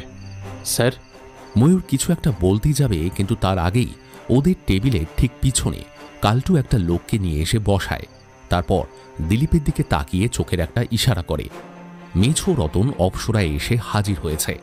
দিলীপ কিছুক্ষণ লোকটাকে লক্ষ্য করলেন, তারপর কালটুকে চোখের ইশারায় ডাকলেন। কালটুর কাছ থেকে একটা মদের বোতল জোগাড় করে হাজির হলেন সেই লোকটার সামনে। ময়ূর চুপচাপ সবকিছু দেখতে থাকে। রতনদা, কেমন আছো? দিলীপ মেছো রতনের সামনে গিয়ে হাসি হাসি মুখ করে জিজ্ঞেস করেন। মেছো রতনের চেহারাটা ঠিক মা দুর্গার পায়ের তলায় থাকা মহিষাসুরের মতন। সেই একই রকম চুল, একই রকম গোঁফ, সেই একই রকম ভুঁড়িওয়ালা চেহারা। দিলীপের কথা শুনে লাল লাল চোখ করে রতন তাকায় ওনার দিকে। এই শালা, তুই কে? তোকে তো এখানে আগে দেখিনি। দেখবে কি করে রতনদা, আগে যেবার এখানে এসেছিলাম সেবার তো তুমি ছিলে না। রতন কিছু না বলে মদের গ্লাসে চুমুক দেয়। তোমার সামনের চেয়ারে বসতে পারি রতনদা? কারোর নাম লেখা আছে নাকি এ চেয়ারে? না, কারণ নাম তো লেখা নেই। তাহলে বস না। কোন বাবা তোকে বারণ করেছে হ্যাঁ বসতে? ময়ূর একটা ঢোক গিলল। মেছো রতনের কোনো ধারণাই নেই ও কার সাথে কথা বলছে, কিন্তু দিলীপের কোনো প্রতিক্রিয়া নেই। তিনি দিব্যি হাসি মুখে রতনের সামনে মদের বোতলটা নামিয়ে রেখে চেয়ারে বসে পড়েন। চোখের সামনে মদের বোতলটা দেখে রতনের চোখ দুটো চিকচিক করে ওঠে। এসছে নাকি এটা? এসেছে তো। রতনদা, এক রাউন্ড হবে নাকি? তুই যখন বলছিস তখন দে। রতন নিজের গ্লাস এগিয়ে দেয় দিলীপের দিকে। দিলীপ ওর গ্লাস ভর্তি করে দেন। এক চুমুকেই পুরো গ্লাস খালি করে দেয় রতন। শালা, এতদিন কোথায় ছিলি রে তুই? তোকে আগে কখনো তো দেখিনি। আমি দেশের বাইরে ছিলাম, এই কয়েকদিন হলো দেশে ফিরেছি। তুই এখানে আগে এসছিস? আমার এক কাজিন ব্রাদারের সঙ্গে। খুব রিসেন্টলি সেই কাজিন ব্রাদার এই পৃথিবী ছেড়ে চলে গেছে। আমি চিনতাম নাকি তাকে? হ্যাঁ রতনদা, তুমি তো খুব ভালো করেই চিনতে ওকে। ইনফ্যাক্ট তোমার কথা আমি আমার কাজিনের কাছ থেকেই জেনেছি। এই তোর তো কোন কাজিন নাকি বললি না? ওর নাম কি? রতনের খালি গ্লাসে মদ ঢালতে ঢালতে দিলীপ বলেন, আমার কাজিনের নাম জ্যাকি ডি সিলভা। ময়ূরের চোখ গোল গোল হয়ে যায়। কি হাই লেভেলে ঢপ দিচ্ছেন স্যার, অবিশ্বাস্য। রতনও অবাক হয়ে গেছে। সে বলল, তুই জ্যাকির কাজিন? হ্যাঁ রতনদা, আমি জ্যাকির কাজিন। এই তুই জ্যাকির কাজিন মানে জ্যাকি তো একটু গুন্ডা টাইপের ছিল, আর তুই তো রীতিমতো বদ্ধর লোক। কি করবো রতনদা, আমার কাজিন দাদাকে তো তুমি ভালো করেই চিনতে। দাদা যে কতখানি জেদি আর একগুয়ে তোমার থেকে ভালো তো আর কেউ জানে না। সে কোন ছোটবেলায় ফিল্মে অভিনয় করবে বলে বাড়ি থেকে পালালো, তারপর আর বাড়িতে ফিরেও এলো না। আঙ্কেল আন্টি কতবার ওকে রিকোয়েস্ট করলো, তাও কোনো কথা শুনলো না। এই শালা জ্যাকেটা শালা চিরকালই এইরকম। কুমার গোবিন্দা যেটা নিজে ভালো বুঝবে শালা সেটাই করবে। কারুর কথা সোনার পাবলিক ও ছিল না। জানো রতনদা, দাদা মারা যাওয়ার আগে একবার এসে দেখা করেছিলাম। দাদাকে খুবই হাসি খুশি মনে হয়েছিল। কোনোদিন ভাবিনি দাদা এরকম একটা স্টেপ নিয়ে নেবে। তুমি কিছু বুঝতে পেরেছিলে গো? আরে না রে, আরে জ্যাকি বেশ খুশি খুশি থাকত। ইদানিং ওর হাতে বেশ কিছু টাকা এসেছিল, টাকা টাকা চুলের মতন টাকা খরচ করছিল সালা। কোনো নতুন কাজ পেয়েছিল বুঝি? তুমি জিজ্ঞাসা করোনি? আরে না রে বাবা, জিজ্ঞেস তো করেছিলাম, ও সালা বলেইনি। কিন্তু শোনা শোনা, ও কিন্তু খুব অদ্ভুত জবাব দিচ্ছিল। যে কি জানিস তো, যাকে খুব অদ্ভুত জবাব দিচ্ছিল। কি বলছিল জানিস? কি বলেছিল? বলেছিল, হে রতন, আগে যদি জানতে পারতাম যে একটা মানুষকে পৃথিবী থেকে সরিয়ে দিতে পারলে এত টাকা পাওয়া যায়, তাহলে এই কাজটা আরো আগে থেকেই শুরু করতাম রে শালা। ময়ূরের দম বন্ধ হয়ে যায়। দিলীপ বেশ অসাধারণভাবে নিজেকে সামলে নেন। দাদা কি বলতে চাইছিল সেটা কি তুমি বুঝতে পেরেছিলে? আরে না রে, ওই পাগলার কথা কে কোন দিন বুঝেছে? হ্যাঁ, আচ্ছা দাদা তো কয়েকদিন ছিল না কলকাতায়, কোথায় গিয়েছিল তুমি জানো? আরে না রে, আমাকে তো কিছুই বলেনি সেই ব্যাপার। দিলীপ উঠতেই যাবেন, রতন আবার জিজ্ঞাসা করে, তখন ধরে তোর সাথে বক বক করলাম, এই শালা তোর নামটাই তো জানা হলো না। আমার নাম Thomas D Silva. Bill payment করে দিলীপ আর ময়ূর দুজনেই বেরিয়ে পড়েন। কালীপদ হালদার কিছুতেই দিলীপের কাছ থেকে কোনো টাকা নিতে রাজি হচ্ছিলেন না। দিলীপের একটা দাবরা নিতে চুপ করে যান। ময়ূর আর দিলীপ দুজনেই গাড়িতে উঠে বসে। দিলীপের মুখটা বেশ গম্ভীর। স্যার একটু দাঁড়াও, সত্যজিৎ অনেকবার ফোন করেছিল, আমি ফোনটা ধরতে পারিনি। দিলীপ সত্যজিতের নাম্বার ডায়াল করেন, তারপর ফোনটা লাউড স্পিকারে দিয়ে লালবাজারের দিকে গাড়ি চালাতে শুরু করেন।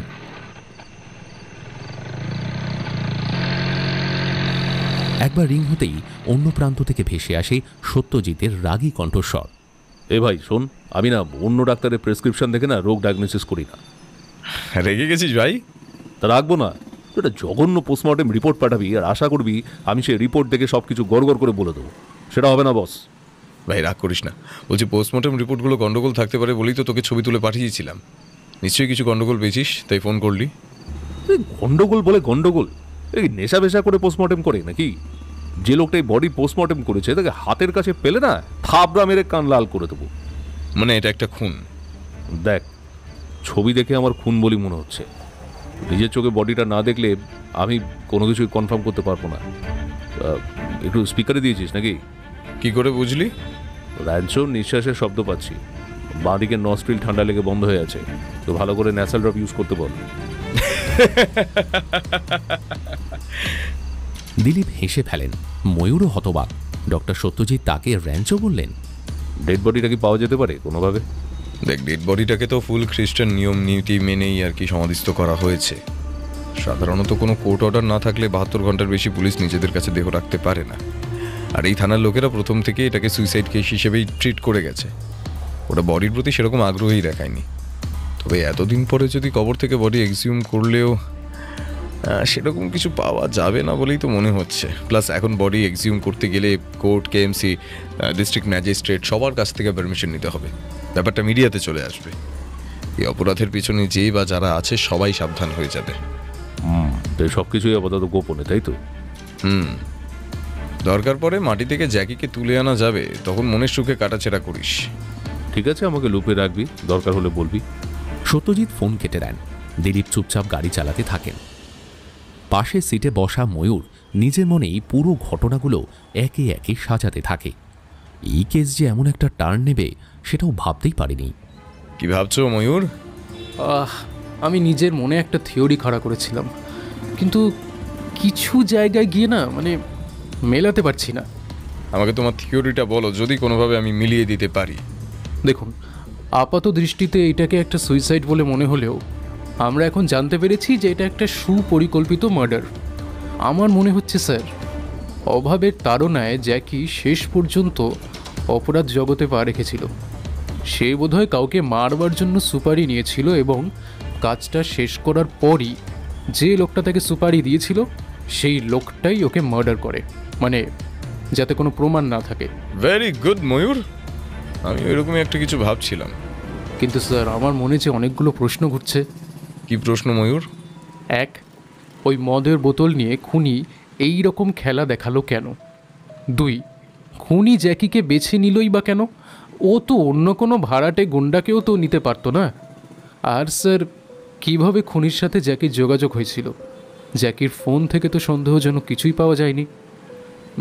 পেখম বলেছিল যে জ্যাকির ঘরের দরজা ভেতর থেকে বন্ধ ছিল। খুনি খুন করে পালালোই বা কী করে? ভেতরে তো জ্যাকি মরে পড়েছিল, ও তো আর উঠে এসে নিশ্চয়ই দরজাটা লক করে দিয়ে যায়নি। খুব ভালো প্রশ্ন, খুব ভালো। তোমার 1 আর 4 নম্বর প্রশ্নের জবাব আছে আমার কাছে, সেটাই আগে দিচ্ছি। 2 আর 3 নম্বর প্রশ্নের জবাব আমি এখনো খুঁজে যাচ্ছি। যেদিন জবাব পাবো সেই দিনই এই কেসটা সলভ হয়ে যাবে। দিলীপ লালবাজারের পার্কিং লটে গাড়ি দাঁড় করিয়ে বললেন, আগে 4 নম্বর, জ্যাকির ঘরের দরজাটা ভালো করে লক্ষ্য করেছিলে? বিশেষ করে দরজার লকটা? না স্যার। সেটাই তো ভুল করেছো। যে জিনিসটা দেখতে হবে সেটাই তো তোমরা দেখো না। জ্যাকির ঘরের দরজাটা বাকি বস্তির ঘরের দরজাগুলোর থেকে একদম আলাদা। ওই দরজা বাইরে থেকে টেনে বন্ধ করে দিলে একেবারে ভেতর থেকে লক হয়ে যায়। আমি পেখমের সাহায্য নিয়ে জ্যাকির ঘরের মালিক আব্দুলের সঙ্গে কথা বলেছি। ওনার ছোট ছেলে আগে ওই ঘর থেকে ব্যবসা করতো আর কি। ব্যবসার কাজে ওকে বারবার ঘর থেকে বেরোতে হতো। ঘরে অনেক ব্যবসার মাল থাকতো, তাই ওই ছেলেই নিজের প্রয়োজনে ওইরকম একটা লক লাগিয়েছিল। ও, দ্যাট মিন্স খুনি যদি খুন করার পর বাইরে থেকে দরজাটা টেনে দেয় তাহলে দরজাটা ভেতর থেকে লক হয়ে যাবে। এবার তোমার প্রথম প্রশ্নের উত্তর দিই। খুনি ওই 35,000 টাকা দামের মদের বোতল নিয়ে এরকম একটা খেলা দেখালো কেন? এটা বুঝতে গেলে আমাদের একটু কল্পনার আশ্রয় নিতে হবে। ধরে নাও জ্যাকি খুনির কথা মতন কাজ করে দিল, কিন্তু খুনি মনে মনে ভাবলো যদি জ্যাকি বেঁচে থাকে তাহলে ভবিষ্যতে কোনো ঝামেলা হলেও হতে পারে, তাই ওকে পৃথিবী থেকে সরিয়ে ফেলতে হবে। খুনি সেই রকমই একটা পরিকল্পনা করে পেমেন্ট দেওয়ার বাহানায় জ্যাকির ঘরে আসে, সঙ্গে নিয়ে আসে একটা দামি মদের বোতল, হয়তো সেলিব্রেট করার জন্য। জ্যাকিও নিশ্চয়ই রতনের মতনই লোভী ছিল। সে খুনির সঙ্গে ওই দামি মদ খেতে বসে যায়। জ্যাকির নজর এড়িয়ে খুনি কোনোভাবে ওর মদের গ্লাসে ঘুমের ওষুধ মিশিয়ে দেয়। সেই ওষুধের প্রভাবে জ্যাকি অজ্ঞান হয়ে যায়। তারপর খুনি নিজের কাজ শুরু করে। প্রথমে জ্যাকির ফোনে ওই সুইসাইড মেসেজ টাইপ করে। মেসেজে সুইসাইড নোট লিখলে হাতের লেখার কোনো ঝামেলা থাকে না। তারপর জ্যাকিকে বিছানায় শুয়ে ওর হাতের শিরা কেটে ডান হাতে ওই রক্তমাখা ছুরি ধরিয়ে দেয়। কিন্তু তারপর তার খেয়াল হয় যে এতক্ষণ সে যে ঘরে বসে জ্যাকির সঙ্গে মদ খেয়েছে, নিশ্চয়ই তার এই ঘরে থাকার কিছু প্রমাণ আছে। তার ফিঙ্গারপ্রিন্ট এই ঘর থেকে পুলিশ পেলেও পেতে পারে, তাই সে চটপট প্রমাণ নষ্ট করতে শুরু করে। জ্যাকির গ্লাস থেকে মদ বেসিনে ফেলে দেয়। বোতল, গ্লাস, আসবাব থেকে নিজের ফিঙ্গারপ্রিন্ট মুছে ফেলতে থাকে। আর তখনই একটা ঘটনা ঘটে। কি ঘটনা স্যার? He got disturbed. কিভাবে? জ্যাকির মৃত্যু হয়েছিল 11 জানুয়ারি। দিনটা ছিল শনিবার। শনিবার ওদের বস্তির সামনে যে শনি মহারাজের মন্দির ছিল সেখানে বাৎসরিক পুজো ছিল। অনেক রাত অবধি পুজো হয়েছে। তারপরে ওরা সবার মধ্যে খিচুড়ি, ভোগ, প্রসাদ বিতরণ করেছে। আপনি জানলেন কি করে? আজ সকালে যখন মনোজের সঙ্গে ওই শনি মন্দিরের সামনে দেখা হলো, তখন মন্দিরের পাশের ব্যানারটা খেয়াল করেছিলাম। আমার মনে হয়েছিল যে খুনি ওই খিচুড়ি খেতে আসা লোকের ভিড়ের মধ্যে মিশে পালিয়ে যেতে পারে। যাই হোক, এখানেও আমি আবার আমার কল্পনা শক্তির সাহায্য নিচ্ছি। খুনি জ্যাকিকে খুন করার পর যখন এই ঘর থেকে নিজের ফিঙ্গারপ্রিন্ট মুছে ফেলছিল, তখনই হয়তো বাইরে থেকে কেউ জ্যাকিকে ডাকে। মোস্ট প্রবাবলি ওই শনি মন্দিরের ছেলেগুলো খিচুড়ি খেতে যাওয়ার জন্য জ্যাকিকে ডাকতে এসেছিল। বেগম বলেছিল জ্যাকির আশেপাশের লোক ওকে এড়িয়ে চলতো, কিন্তু এটা তো ওদের বস্তির একটা সার্বজনীন অনুষ্ঠান, তাই হয়তো ভদ্রতার খাতিরে এমনি ওকে ডাকতে এসেছিল। ওই ছেলেগুলো যখন জ্যাকির ঘরের দরজায় নক করে তখন ভেতরে থাকা খুনিও ঘাবড়ে যায়। সে হয়তো মনে মনে ভাবে এইভাবে ওই ঘরের ভেতরে থাকলে সে হয়তো ধরা পড়ে যেতে পারে। তাই ওই ছেলেগুলোর অন্যদিকে যেতেই খুনি নিজের কাজ পুরো শেষ না করে পালায় ওই ঘর থেকে। তাই ওই বোতলটা সরাতে সে ভুলে যায়। স্যার একেবারে কিন্তু পুরো বিদেশি ডিটেকটিভ স্টোরির মতো লাগছে শুনতে। মানে স্যার মনে হচ্ছে এরকম কোনো একটা গল্প কোথাও আমি পড়েছি এর আগে, বা নিশ্চয়ই সিনেমাতে দেখেছি। হতে পারে। পৃথিবীর শতকরা 80% ক্রিমিনাল কোনো না কোনো মুভি, সিরিয়াল বা বই থেকে ইন্সপায়ার্ড হয়েই রিয়েল লাইফে ক্রাইম করে। কোন আইডিয়া যে কার মনের মধ্যে কিভাবে প্রভাব বিস্তার করবে সেটা কি আর বাইরে থেকে বোঝা যায়? সাথেই জুলস ভার্ন নিজের বইতে বলেছিলেন, anything one man can imagine other main can make real. Sir around the world in 80 days। Bravo sir, তাহলে এখন আমাদের কি করণীয়? কালকে সকাল 9টায় টিম মিটিং। গিরিধারী তো থাকবেই, পেখমকে ডেকে নাও। আমাদের এই কেসটা অন্যভাবে অ্যাপ্রোচ করতে হবে।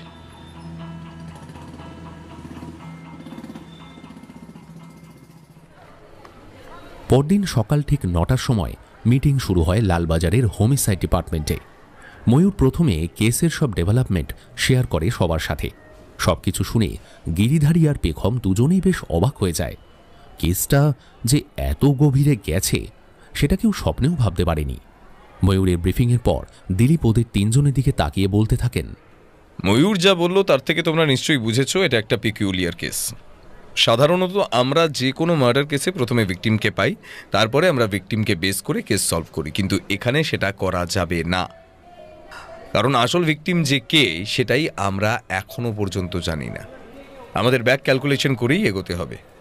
আমরা যদি এটা খুঁজে বের করতে পারি যে জ্যাকি কোনো অপরাধের সঙ্গে যুক্ত হয়েছিল, তাহলেই আমাদের অর্ধেক কাজ হয়ে যাবে। গিরিধারী? হ্যাঁ স্যার। তুমি জ্যাকিকে নিয়ে শুরু করো। এই লাস্ট 6 মাস ও কি কি কাজ করেছিল, ও কোথায় কোথায় গিয়েছিল, কাদের সঙ্গে ওঠা বসা করেছিল, সেই সব ইনফরমেশন তুমি বার করো। পারলে নিজের কল্পনা শক্তিকেও একটু কাজে লাগাও, বুঝলে? ওকে। ময়ূর আর বেগম, তোমরা দুজন লাস্ট 6 মাসে যত রকম মার্ডার, দুর্ঘটনা, আনন্যাচারাল ডেথ হয়েছে আপাতত কলকাতা বা কলকাতার শহরতলিতে, সেগুলোর লিস্ট বানাও। তদন্ত করে দেখো জ্যাকি কোনোভাবে ওই ক্রাইমগুলোর সঙ্গে যুক্ত থাকতে পারে কিনা। জানি লোকে বলেছে জ্যাকি কলকাতায় ছিল না, তবুও কলকাতা থেকেই শুরু করো তোমরা। আর আমি যদি কোনো ভুল না করে থাকি, তোমরা দুজন আর গিরিধারী মাঝপথে কোথাও না কোথাও গিয়ে ঠিক মিলবে। যদি কোনো কমন পয়েন্ট না পাও তাহলে নিজেদের বাউন্ডারি একটু এক্সপেন্ড করো। আচ্ছা, একবার মেছো রতনকে তুলে আনলে হয় না? ও হয়তো অনেক তথ্য দিতে পারে আরও। কোনো লাভ হবে না ময়ূর। ওকে তুমি এখানে তুলে আনবে কোন গ্রাউন্ডে? তুমি কি এটা প্রমাণ করতে পারবে যে জ্যাকির অস্বাভাবিক মৃত্যুর পেছনে রতনের হাত আছে? ওকে তুলে আনলেও ওর পেট থেকে একটা কথাও বার করতে পারবে না তুমি। স্যার বলছিলাম, যদি ওই মদের বোতলটাকে বেস করে আমরা এগোই, যে দোকান থেকে ওটা বিক্রি হয়েছে সেটা যদি পেয়ে যাই, তাহলে কে ওইটা কিনেছে সেই তথ্যটাও তো আমরা পেতে পারি। চেষ্টা করে দেখতে পারো বেগম, কিন্তু মনে হয় না কোনো লাভ হবে। আমাদের খুব তাড়াতাড়ি কাজ করতে হবে। ভগবানই জানেন আমরা কতদিন পিছিয়ে আছি। দিলীপের নির্দেশ মতন ওরা তিনজন কাজ শুরু করে। ন্যাশনাল ক্রাইম ব্যুরো থেকে আনন্যাচারাল ডেথের সংখ্যা দেখে ময়ূর আর পেখমের চোখ কপালে ওঠে। এত লোক রোজ রোজ এই রাজ্যে অপঘাতে মরে, পেখম তো বলেই ফেলল, বুঝলে ময়ূর, এর থেকে খড়ের গাদায় সূঁচ খোঁজা বেশি ইজি।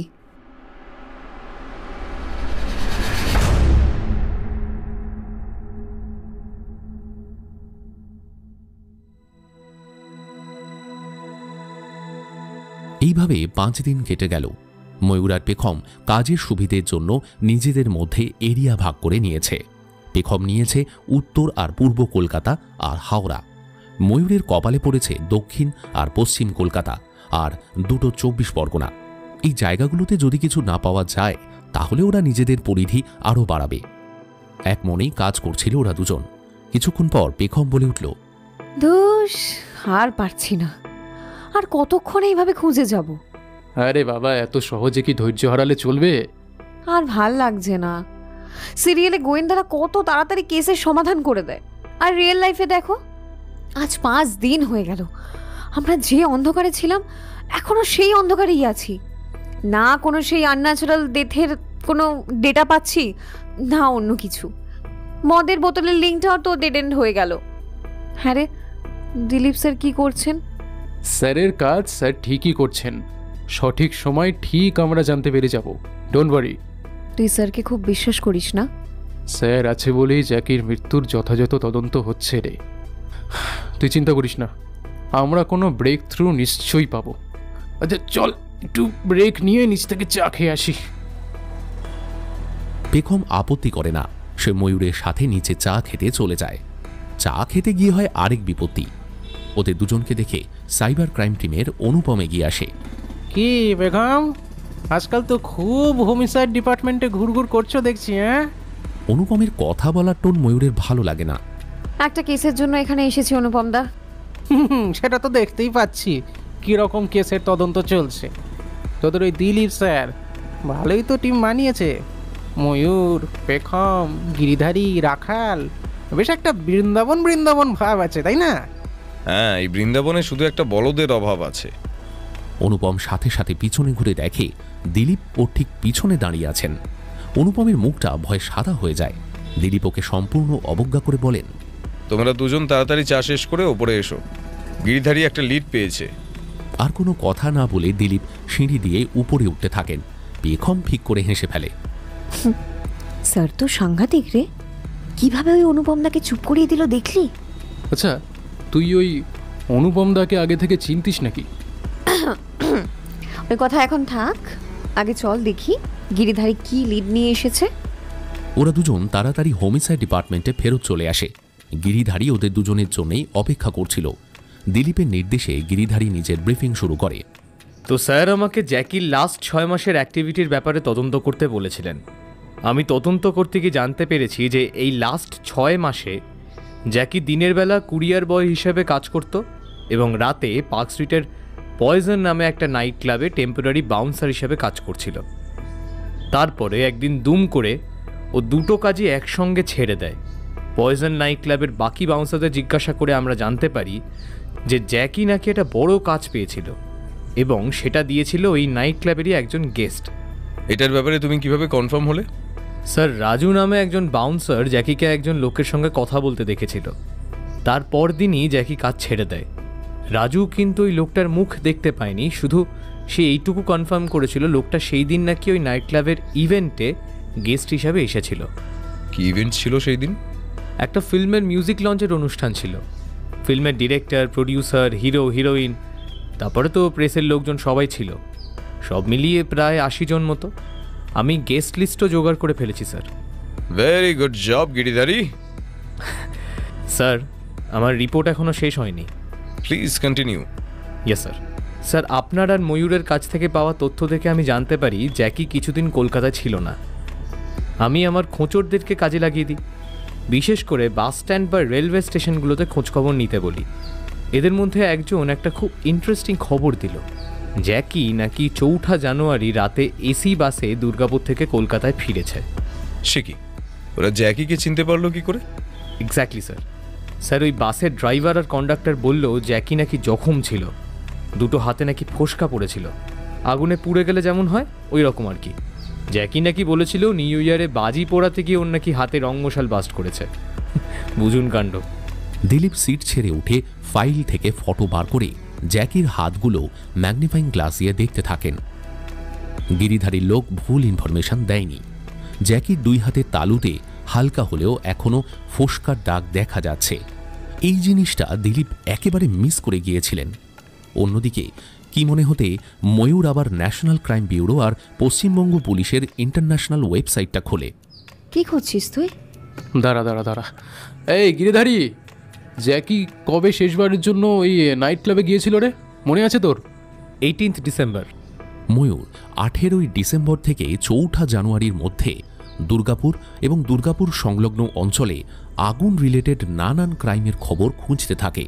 তার মনে দৃঢ় ধারণা জন্মেছে যে যাই অপরাধ হয়ে থাকুক না কেন আগুন নিশ্চয়ই ব্যবহার হয়েছে, নইলে জ্যাকির হাত এইভাবে পুড়ত না।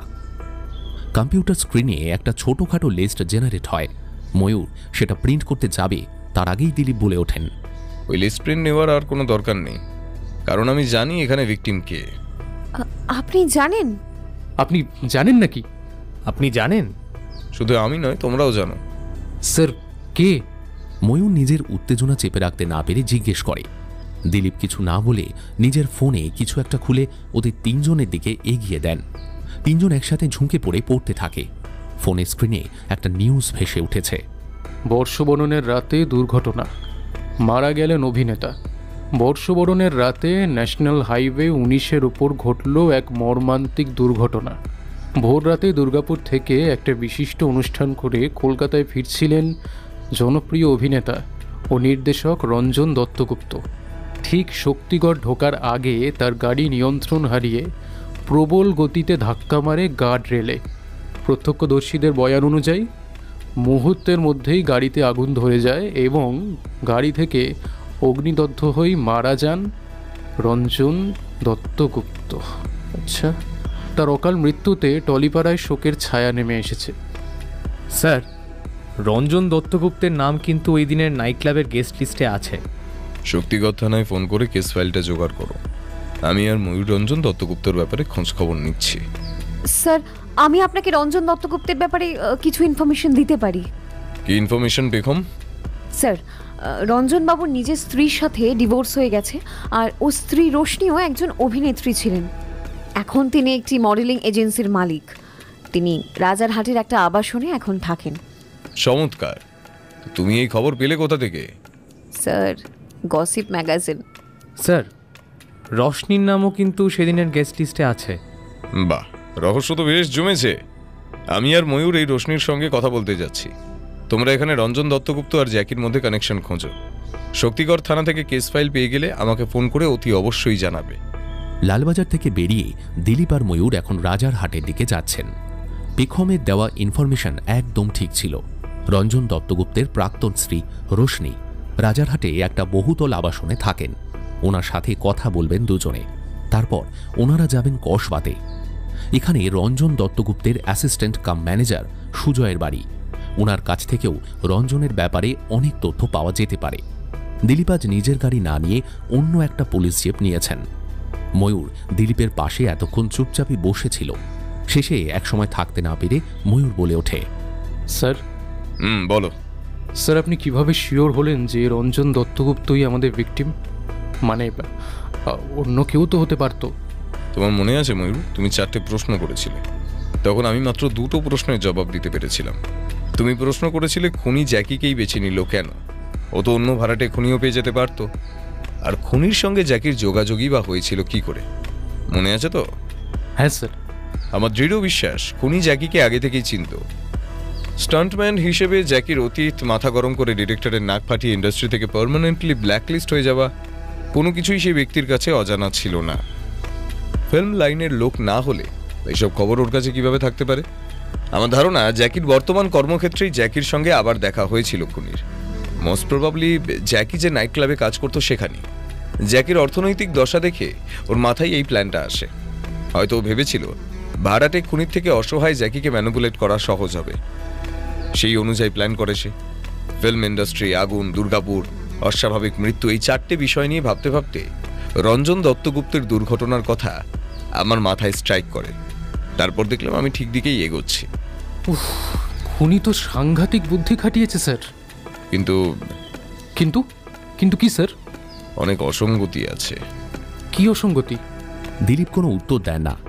উনি ওনার চিরপরিচিত সাইলেন্ট মোডে চলে গেছেন। কি যেন নিজের মনে এখনো ভেবে যাচ্ছেন। ময়ূর জানে এই সময় স্যারকে কোনো কিছু জিজ্ঞেস করলে লাভ নেই। গাড়ি রাজারহাটে ওই আবাসনের সামনে এসে থামে। এখানে এ টাওয়ারে 10 তলায় রোশনি থাকেন। দিলীপ আর ময়ূর সোজা লিফটে করে 10 তলায় চলে যান।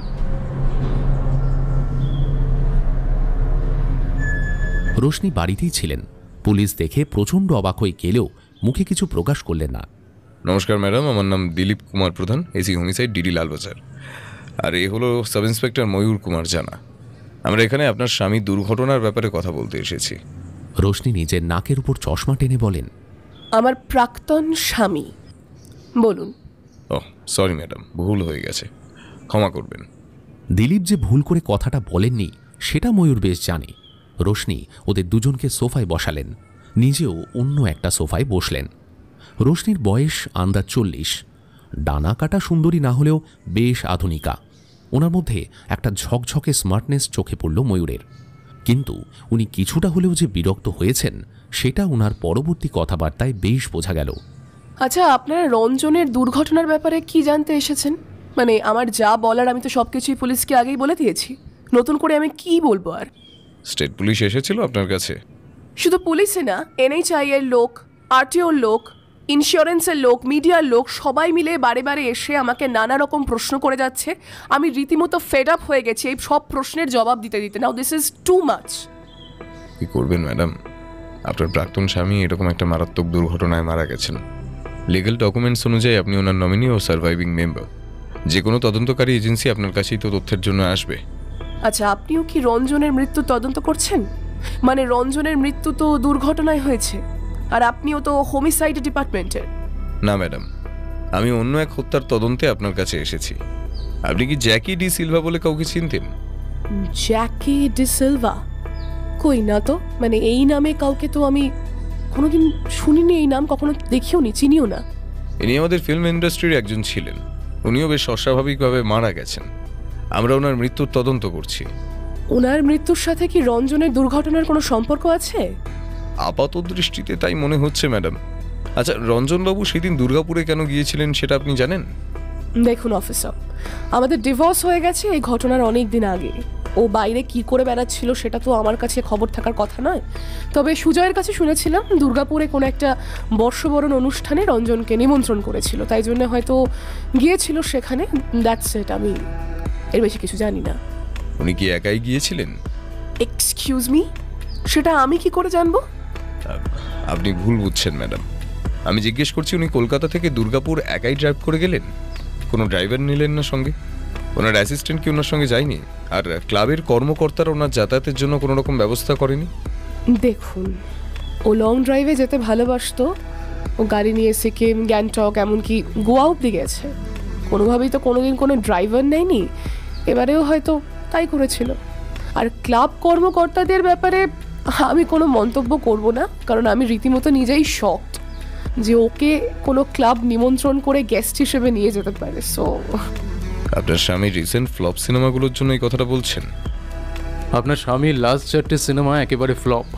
উনি যে সিনেমার নির্দেশনার কাজে হাত দিয়েছিলেন সেটাও বোধহয় বন্ধ হয়ে গেছে। আচ্ছা, উনি এই ব্যাপারগুলো ঠিক কিভাবে নিচ্ছিলেন? সেটা আমি কিভাবে বলবো অফিসার, আমাদের মধ্যে তো সেরকম কোনো কথাবার্তা হতো না। মাফ করবেন, একটা ব্যক্তিগত প্রশ্ন করছি, আপনাদের ডিভোর্সটা হলো কেন? রোশনি নিজের 2 ভ্রু তুলে দিলীপের দিকে তাকালেন, যেন তিনি বলতে চাইছেন যে সব বিষয় জানবার এত কৌতূহল কেন আপনার, কিন্তু মুখে কিছুই বললেন না। আমরা একে অপরের থেকে অনেকটা দূরে চলে গিয়েছিলাম। আমাদের মধ্যে সেই প্রেম ভালোবাসা কিছুই অবশিষ্ট ছিল না। সো রঞ্জনবাবু কি অন্য মহিলার উপরে আকৃষ্ট হয়েছিলেন? কি বলছেন কি অফিসার? রঞ্জন এরকম মানুষই নয়, ওর অন্য কোনো মহিলার সঙ্গে কোনো সম্পর্ক ছিল না। আর আপনার? আপনি কি অন্য কারোর সঙ্গে কোনো সম্পর্কে জড়িয়েছিলেন? আপনি কিন্তু চরম অশ্লীল প্রশ্ন করছেন অফিসার। আমার ব্যক্তিগত জীবনে নাক গলানোর অধিকার আপনাকে কে দিয়েছে? কেউ দেয়নি, কিন্তু যেখানে দুটো মানুষের অস্বাভাবিক মৃত্যু জড়িয়ে আছে সেখানে আমাকে এরকম অনেক ব্যক্তিগত প্রশ্ন করতে হবে ম্যাডাম। আপনি যথেষ্ট সুন্দরী, সাকসেসফুল, বর্তমানে সিঙ্গেল। আপনার লাইফে যদি কেউ আসে সেটা কি খুব আশ্চর্যের ব্যাপার হবে? না, আমার কারোর সাথে কোনো কিছু চলছে না। আমাদের মনের মিল না থাকায় আমাদের ডিভোর্স হয়ে গেছে, দ্যাটস ইট। কিন্তু কোনো তৃতীয় ব্যক্তির কারণে কোনোদিন আমাদের মাঝে কোনো সমস্যা আসেনি। রঞ্জনবাবুর কোনো শত্রু ছিল? মানে এমন কি কেউ আছে যে ওনাকে খুন করতে পারে? আমার তো কিছু মনে পড়ছে না। এরকম কেউ আছে বলে তো আমি জানিও না। সুজয় হয়তো বলতে পারবে আপনাকে। ঠিক আছে ম্যাডাম, আজ আমরা উঠছি। যদি দরকার লাগে আপনার কাছে আমরা আবার আসব। হ্যাঁ, সে তো আসবেনই। 1000 বার পাবলিককে বিরক্ত না করলে তো আপনাদের তদন্ত শেষ হবে না, তাই না? 100 বার আসবেন, প্রশ্ন করে করে আমাকে পাগল করে দেবেন, এটাই তো আপনাদের কাজ। আর এই আরেক হয়েছে ওই ইন্স্যুরেন্সের লোকটা, প্রশ্ন করে করে আমাকে পাগল করে দিচ্ছে। আর এদিকে আপনি কি নাকি এই জ্যাকি মাস্টার, তার জন্যে আমাকে কেন আপনার প্রশ্নবারের মুখোমুখি হতে হবে আমাকে বলতে পারেন? দিলীপ উঠতেই যাচ্ছিলেন, কিন্তু হঠাৎই মাঝপথে দাঁড়িয়ে পড়লেন। ওনার দুই চোখ এখন রোশনির দিকে। ময়ূর দেখল স্যারের চোখ দুটো যেন গভীর উত্তেজনায় চকচক করছে। রোশনি নিজেও ঘাবড়ে গেছেন। দিলীপ হেসে বললেন, চিন্তা করবেন না ম্যাডাম, খুব বেশি দিন আপনাকে চালাবো না। অপরাধী যতই বুদ্ধিমান হোক না কেন, at the end of the day সে পুলিশের জালে ঠিকই ধরা পড়বে। আমার হাত থেকে এখনো পর্যন্ত কেউ পালিয়ে বাঁচতে পারেনি, এইবারেও কেউ বাঁচতে পারবে না। এসো ময়ূর। হতভম্ব রোশনিকে ড্রয়িং রুমে বসিয়ে রেখে দিলীপ আর ময়ূর বেরিয়ে যান। ময়ূর লক্ষ্য করে দিলীপের ঠোঁটের কোণে একটা অদ্ভুত হাসি খেলা করছে। এই হাসি ময়ূর চেনে। স্যার কিছু একটা নিশ্চয়ই টের পেয়েছেন। সে নিজের মনেই ভাবে, স্যার কি তাহলে কেসটা সলভ করে ফেলেছে নাকি? জ্যাকি আর রঞ্জন দত্তগুপ্তের অস্বাভাবিক মৃত্যুর পেছনে কি ওই রোশনি ম্যাডামের হাতই আছে? তবে রোশনি ম্যাডাম একা কিভাবে দুজনকে? ময়ূরের ভাবনায় ছেদ পড়ল। দিলীপ কাউকে একটা ফোন করছেন। হ্যালো গিরিধারী। হ্যাঁ, শক্তিগড় থানা কেস ফাইল পাঠিয়েছে। গুড। এক কাজ করো, পুরো রিপোর্ট প্রিন্ট আউট করে কলকাতা মেডিকেল কলেজে সত্যজিতের কাছে যাও। আমি আর ময়ূর আর কসবা যাব না, আমরা ওখানেই যাচ্ছি। আর হ্যাঁ, আর একটা কাজ তোমাকে করতে হবে। রঞ্জনবাবুর স্ত্রী রোশনির উপর নজর রাখো। উনি কি করছেন, কোথায় যাচ্ছেন, কাদের কাদের সঙ্গে মিশছেন, সব ইনফরমেশন চাই আমার। ময়ূর ফিরলে তুমি আর ময়ূর এই দুইজন মিলে রঞ্জন আর রোশনির ব্যাকগ্রাউন্ড চেক করো। ভদ্রমহিলার বয়ানে বিস্তর গন্ডগোল আছে। দিলীপ আর ময়ূর দুজনেই গাড়িতে উঠে বসেন। সঙ্গে সঙ্গে দিলীপের ফোনে আবার একটা ফোন আসে। কলারের নাম দেখে দিলীপের ভ্রূণ কুঁচকে যায়। ফোনটা সাথে সাথে লাউড স্পিকারে দেন তিনি। ফোনের অপর প্রান্ত থেকে এক বয়স্ক ব্যক্তির গলা ভেসে আসে। জালিয়াতের বউয়ের বাড়িতে দিলীপ ডিটেকটিভের পায়ে ধুলো পড়লো কেন? অবিনাশ স্যার, আপনি এতদিন পর? তুমি তো খুব ব্যস্ত হয়ে পড়েছো ছোকরা, আমাদের মতো বুড়োদের জন্য তোমার সময় কোথায়? স্যার এরকম বলবেন না।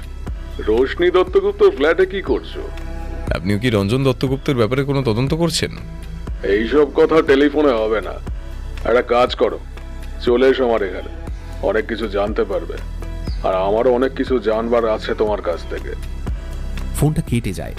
দিলীপ ড্রাইভারকে বিবি বাগের একটা ঠিকানায় যেতে বলেন। একটা ঝাঁ চকচকে অফিসের সামনে এসে গাড়ি দাঁড় করায় ড্রাইভার।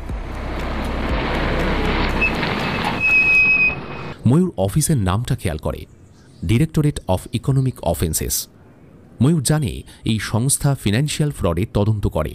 দিলীপ অফিসের মধ্যে ঢুকে একটা বিশেষ দিকে এগিয়ে যান। তারপর একজন কনস্টেবল স্থানীয় লোককে জিজ্ঞাসা করেন, অবিনাশ স্যার কি নিজের চেম্বারে আছেন? কনস্টেবলটি মাথা নেড়ে হ্যাঁ বলে ওদের একটা চেম্বারের দিকে এগিয়ে দেয়। ময়ূর লক্ষ্য করে চেম্বারের বাইরে নেম প্লেটে লেখা আছে অবিনাশ মিত্র, আইপিএস, এসপি। স্যার ভেতরে আসবো? হ্যাঁ, এসো এসো। দিলীপ আর ময়ূর ঘরের ভেতরে প্রবেশ করেন। অবিনাশ মিশ্রের বয়স আনুমানিক 60-এর কাছাকাছি হবে। বেশ ফর্সা, গোলগাল চেহারা আর মুখে একটা স্মিত হাসি। দিলীপকে দেখে উনি খুব খুশি হয়েছেন বোঝাই গেল। স্যার আলাপ করিয়ে দিই, হলো সাব ইন্সপেক্টর ময়ূর কুমার জানা, আমার জুনিয়র। তোমরা দুজনে বসো। অবিনাশ বাবু বেল বাজিয়ে 3 কাপ কফি আনতে বললেন। দিলীপ, তুমি কিন্তু কলকাতা পুলিশের কলঙ্ক, সেটা আশা করি তুমি জানো। কেন স্যার, আমি কি করলাম? তুমি জানো না, কলকাতা পুলিশের ট্রেডমার্ক হলো তাদের ক্রমশ বাড়তে থাকা মধ্যপ্রদেশ। তুমি নিজের মধ্যপ্রদেশকে এতটা নিয়ন্ত্রণে রেখেছো কি করে? হ্যাঁ, আপনিও আমার মতন রোজ মর্নিং ওয়াক করুন না, আপনারও মধ্যপ্রদেশ নিয়ন্ত্রণে চলে আসবে। হাসি ঠাট্টার মধ্যে কফি এসে যায়। কফিতে চুমুক দিতে দিতে অবিনাশ জিজ্ঞেস করেন, তোমরা রোশনি দত্তগুপ্তের সাথে দেখা করতে গিয়েছিলে কেন? স্যার আমাদের কাছে একটা হোমিসাইডের কেস এসেছে।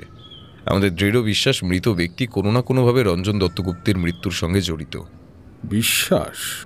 হ্যাঁ স্যার, এখনো পর্যন্ত কোনো ডাইরেক্ট এভিডেন্স পাইনি আমরা, অনুমানের বেসিসে আমরা তদন্ত করছি।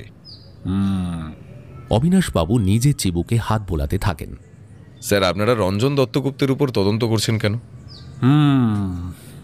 সব বলছি, দাঁড়াও, তার আগে একবার অভিজ্ঞতা ডাকি। অবিনাশ বাবু কাউকে একটা ফোন করে ওনার অফিসে আসবার নির্দেশ দেন। আচ্ছা, পঞ্জি স্কিম কাকে বলে সেটা জানা আছে তোমাদের?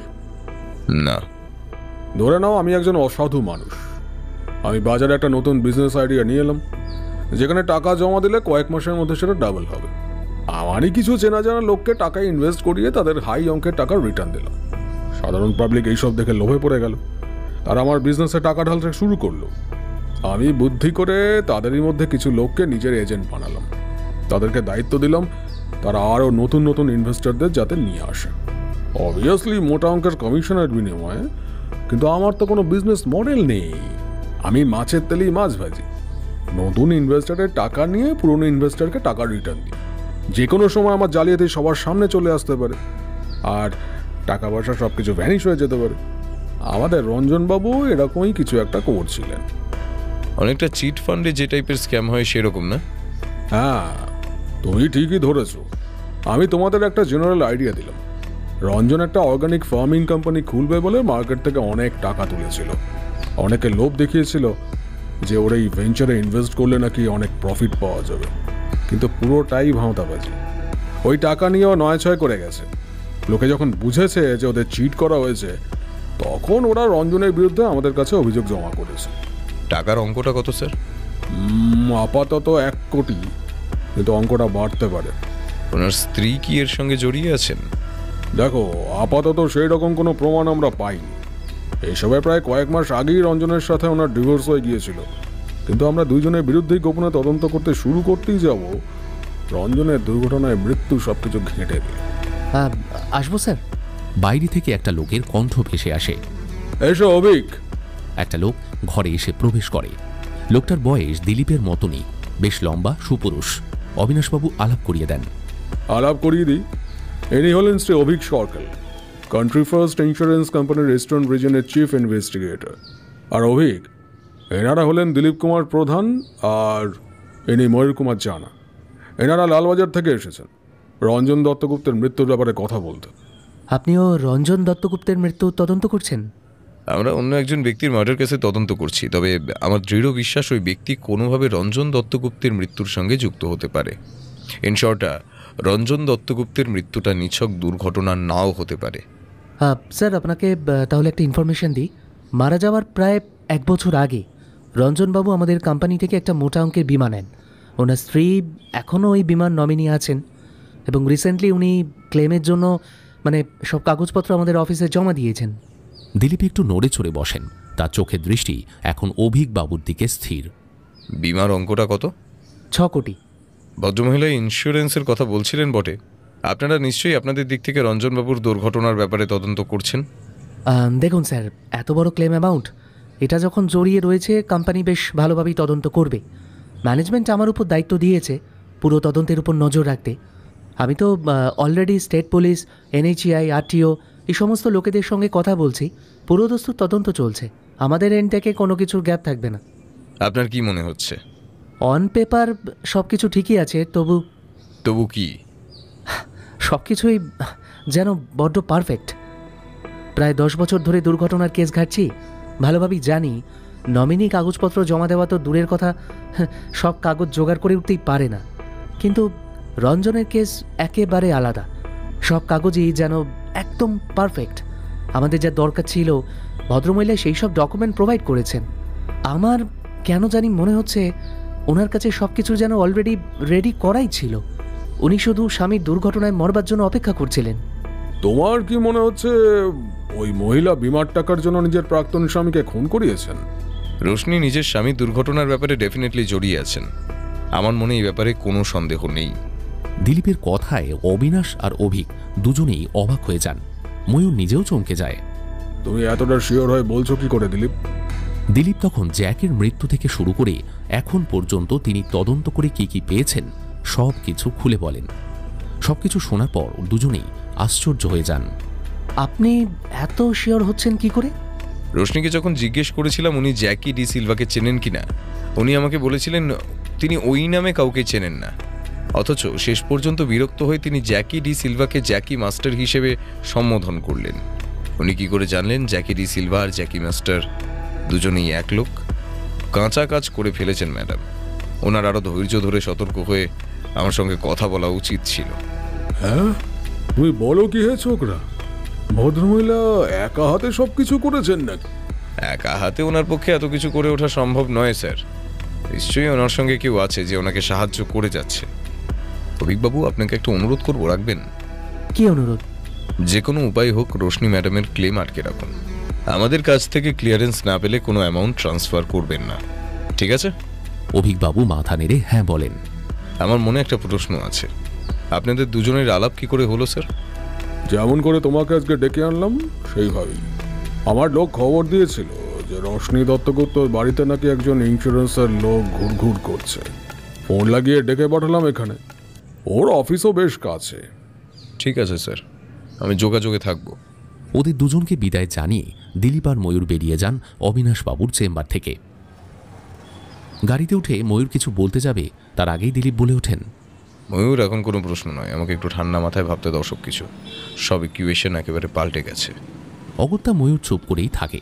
গাড়ি ছুটতে শুরু করে কলকাতা মেডিকেল কলেজের দিকে। ময়ূর নিজের মনেই ভাবতে থাকে, এটা তো একেবারে ক্লিয়ার যে আসল মার্ডার ভিকটিম ছিলেন রঞ্জন দত্তগুপ্ত। ওনার স্ত্রী রোশনি কি নিজের স্বামীকে সরানোর জন্যই জ্যাকিকে সুপারিটা দিয়েছিল? কিন্তু গিরিধারী যে বলল পয়জন নাইট ক্লাবের ওই বাউন্সার রাজু নাকি জ্যাকিকে একজন পুরুষের সাথে কথা বলতে দেখেছিল। সেই পুরুষটি তবে কে? রোশনি ম্যাডামের প্রেমিক নাকি? কিন্তু ওনাকে কিভাবে খুঁজে বার করবেন স্যার? একবার রোশনির ফোন রেকর্ডটা দেখা কি ঠিক হবে? যদি সন্দেহজনক কিছু পাওয়া যায়। 7-5 ভাবতে ভাবতে একবার দিলীপের দিকে আর চোখে তাকায় ময়ূর। এরে স্যার চোখ বন্ধ করে নিজের আঙুলগুলোকে সমানে মটকে যাচ্ছেন। ওনার মাথার মধ্যে যে কী চলছে ভগবানই জানে। কলকাতা মেডিকেল কলেজে ডক্টর সত্যজিতের রুমের সামনে এসে দুজনেই একটু চমকে গেলেন। ভিতর থেকে গিরিধারী আর সত্যজিতের হাসির শব্দ ভেসে আসছে।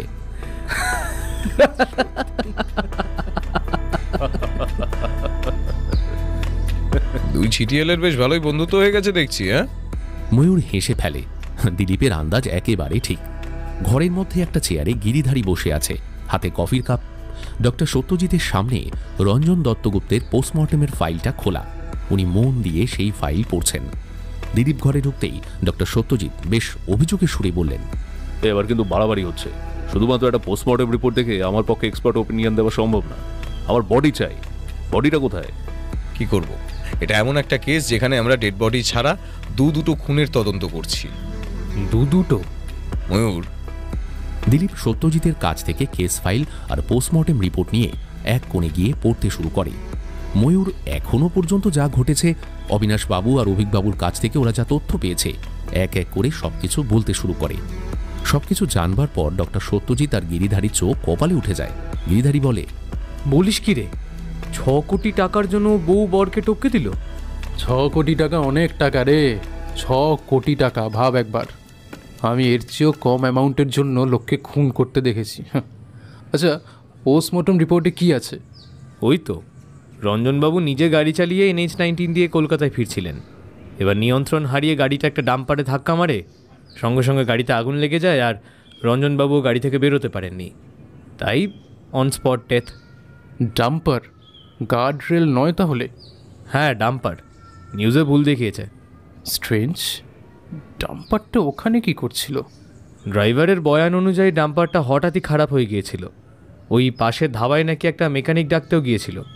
আচ্ছা, ওই হাইওয়েতে কি কোনো লরি বা ট্রাক ছিল না? ওকে মেকানিক ডাকতে ধাবায় যেতে হলো কেন? আরে হাইওয়ের ওই অংশে মেরামতির কাজ তো চলছিলই, তাই ট্রাকগুলোকে তখন অন্য রাস্তা দিয়ে ডাইভার্ট করা হচ্ছিল। ও কি সেটা জানতো না নাকি? বলছে তো জানতো না। রঞ্জনবাবু কি মদ খেয়ে গাড়ি চালাচ্ছিলেন? মানে কিছু এসেছে রিপোর্টে? ওইটা বলা যাচ্ছে না রে। আসলে বডিটা এত মারাত্মকভাবে পুড়ে গেছে, কোনো কিছুই ক্লিয়ার নয়। শুধু কোনো মতে ডিএনএ টেস্টের রিপোর্টে জানা গেছে যে এটা রঞ্জনবাবুরই বডি। আমি একটা ছাগল। দিলীপের কথা শুনে ময়ূর আর গিরিধারী দুজনেই ওনার দিকে তাকায়। দিলীপের আর কোনো দিকে লক্ষ্য নেই।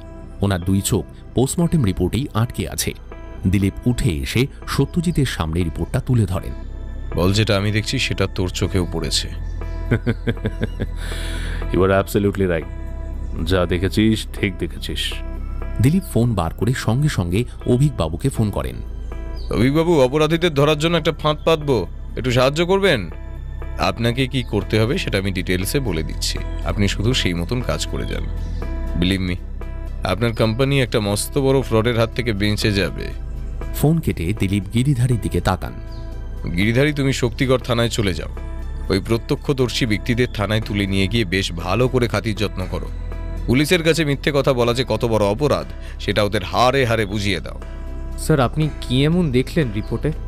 বডিটা এত সাংঘাতিকভাবে পুড়ে গিয়েছিল যে ফরেন্সিকের লোকেদের সংগ্রহ করা ডিএনএ স্যাম্পেল সব কন্টামিনেটেড হয়ে যায়। শেষ পর্যন্ত পোশাক থেকে কোনো রকমের ডিএনএ টেস্ট করে জানা গেল এটা রঞ্জন দত্তগুপ্তেরই বডি। পোশাক থেকে? স্ট্রেঞ্জ। হ্যাঁ, এছাড়াও লাশের কাছ থেকে একটা পোড়া ঘড়ি, চেন এসবও পাওয়া গেছে। এর মানে কি? এর মানেটা কি দাঁড়াচ্ছে? রঞ্জনবাবুকে অন্য কোথাও খুন করে হাইওয়ের ওপর পুরো অ্যাক্সিডেন্টটা সাজানো হয়েছিল, আর সাজিয়েছিল কে? ওই জ্যাকি।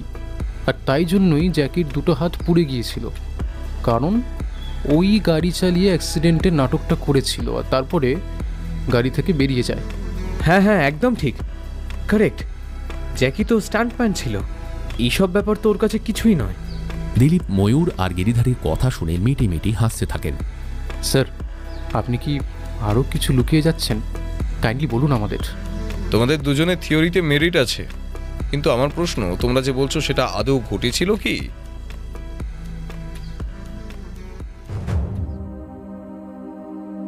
ফাঁদ পাতা হয়েছে, কিন্তু সেখানে বাঘ ধরা পড়বে নাকি বন্য শুয়োর সে বিষয়ে ময়ূরের কোনো আইডিয়া নেই।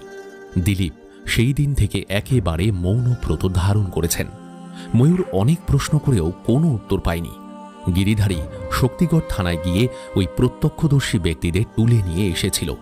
একটু ভয় দেখাতে ওরা স্বীকার করেছে যে ওরা নিজের চোখে কোনো দুর্ঘটনা ঘটতে দেখেনি। একজন লোক ওদের 1 লাখ টাকার সাথে একটা স্ক্রিপ্ট দিয়েছিল, সেটাই মুখস্থ করে থানায় ওরা বয়ান দিয়েছে। লোকটার বর্ণনা শুনে ময়ূর শিওর ওই লোকটা জ্যাকি ছাড়া কেউ নয়। আবার অন্যদিকে সেই ডাম্পারের মালিক আর চালক দুজনেই এখন পলাতক। পুলিশ ওদের খুঁজছে। ওরা ধরা পড়লে ওদের কাছ থেকেও অনেক কিছু জানা যাবে বলেই ময়ূর আর গিরিধারীর বিশ্বাস। পুলিশ কমিশনার আর ডিসিডিডির অনুমতি নিয়ে একটা নিখুঁত পরিকল্পনা করেছেন দিলীপ। সেই পরিকল্পনা মতন অভিকবাবু একটা মেল আর রেজিস্টার্ড পোস্টে চিঠি পাঠিয়েছেন রোশনি দত্তগুপ্তকে। দুটোরই বয়ান একই। উপযুক্ত তথ্য প্রমাণের অভাবে ওনার স্বামী থোড়ি প্রাক্তন স্বামীর ক্লেম রিজেক্ট করেছে ইন্স্যুরেন্স কোম্পানি। রোশনি প্রথমে ফোনে, তারপর ওই ইন্স্যুরেন্স কোম্পানির অফিসে গিয়ে প্রচণ্ড ঝামেলা করেছেন। এমন বাছা বাছা কথা বলেছেন অভিক সরখেলকে, যা শুনে ওনার নাকি 14 পুরুষ উদ্ধার হয়ে গেছে। রোশনির উপর দিন রাত নজর রাখছে অবিনাশ বাবুর লোক। মহিলা নাকি বেশ ব্যতিব্যস্ত হয়ে পড়েছেন, কিন্তু এখনো পর্যন্ত সেই রহস্যময় পুরুষটির আবির্ভাব হয়নি। ঠিক 1 সপ্তাহ পরে সেই সুযোগ এলো। একদিন বিকেলে অবিনাশবাবুর লোক ফোন করে জানালো রোশনি দত্তগুপ্ত বাড়ি থেকে বেরিয়েছেন, হাতে একটা মস্ত বড় সুটকেস। নিজের গাড়ি না নিয়ে মেন রাস্তার উপর থেকে ট্যাক্সি নিয়েছেন। আপাতত হাতিশালার দিকে যাচ্ছে ও ট্যাক্সি। দিলীপ আর অপেক্ষা করেন না, তাড়াতাড়ি ফোর্স জোগাড় করে রওনা দেন। ময়ূর গিরিধারী ছাড়া সাথে থাকে মহিলা পুলিশ। এতদিন পর এই জটিল কেসটা সমাধানের দিকে এগোচ্ছে। অবিনাশবাবুর লোক জানায় হাতিশালা থেকে একটু এগিয়ে মেন রাস্তা থেকে একটু ভিতরে একটা গলির সামনে নাকি ট্যাক্সি ছেড়ে দিয়েছেন রোশনি। ওই রাস্তা শেষেই একটা ছোট্ট দোতলা বাড়িতে উনি নাকি ঢুকেছেন এবং এখনও তিনি ওখানেই আছেন, বেরোননি। ময়ূর লক্ষ্য করলেও দিলীপের চোয়াল আবার শক্ত হয়ে গেছে। উনি যেন মানসিকভাবে কোনো একটা সংঘাতের জন্য প্রস্তুত হচ্ছেন। হাতিশালা ছাড়িয়ে ওই বাড়ির কাছে পৌঁছতেই সবাই দিলীপের নির্দেশ মতন গাড়ি থেকে নেমে পড়ে। বাড়িটা সত্যি একদম রিমোট, আশেপাশে সেই রকম জনবসতি, লোকজন কিচ্ছু নেই। বেশ বুদ্ধি খাটিয়ে সব দিক বিচার করে কেউ বা কারা এই বাড়িটাকে বেছেছে। অবিনাশবাবুর লোক গিয়ে দরজায় প্রথমে নক করে। একটা ভৃত্যগোছের লোক দরজা খুলেই এতজন পুলিশকে দেখে ঘাবড়ে গিয়ে দরজা বন্ধ করে দিতে চায়, কিন্তু পারে না। তার আগেই দুজন পুলিশ কর্মী দরজা ধাক্কা দিয়ে ভিতরে ঢুকে পড়েছে। সিঁড়ির সামনে রোশনি দাঁড়িয়েছিলেন, তিনিও পুলিশের ভয় চিৎকার করে ওঠেন। হে কি, আপনারা এখানে কেন? ময়ূর লক্ষ্য করল একজন লোক দোতলার বারান্দা থেকে লাফিয়ে নিচে নেমেছেন। গিরিধারী, এই গিরিধারী, এই লোকটা পালাচ্ছে। এই বলেই ময়ূর দৌড় লাগায় সেই লোকটার দিকে। ওর পিছনে গিরিধারী। দোতলা থেকে লাফিয়ে নামবার সময় লোকটা সামান্য পায়ে চোট পেয়েছে। কোনো মতে খোঁড়াতে খোঁড়াতে সামনে এগোতে থাকে। ময়ূর একটা বিশাল লাফ দিয়ে ঝাঁপিয়ে পড়ে লোকটার উপর। লোকটা নিজেকে ওর হাত থেকে ছাড়ানোর প্রবল চেষ্টা করতে থাকে। নিজের কনুই দিয়ে বারবার ময়ূরের উপর আঘাত করতে থাকে সে। ইতিমধ্যে গিরিধারী এসে লোকটার দুটো হাত মুড়িয়ে হ্যান্ডক্যাপ পরিয়ে দেয়। লোকটা তবুও ছটফট করতে থাকে। এত সবের মধ্যে ময়ূর নিজের মুখ তুলে দেখে দিলীপ গাড়িতে ঠ্যাস দিয়ে দাঁড়িয়ে ওদের দুজনের দিকে তাকিয়ে আছেন। ওনার দাঁড়ানোর ভঙ্গিমা দেখে ময়ূরের মনে হলো উনি যেন সবকিছু আগে থেকেই জানতেন। স্যার, লোকটাকে ধরেছি। গুড। এবার দেখো তো লোকটাকে তোমরা দুজনে চিনতে পারো কিনা। ময়ূর আর গিরিধারী লোকটাকে মাটি থেকে তোলে এবং দুজনে সঙ্গে সঙ্গে ভীষণ চমকে যায়। আরে এ তো, এই লোকটা তো আমাদের ডেড ম্যান। রঞ্জন দত্তগুপ্ত তখনও পাগলের মতন পুলিশের হাত করা থেকে নিজেকে ছাড়ানোর বৃথা চেষ্টা করে যাচ্ছেন।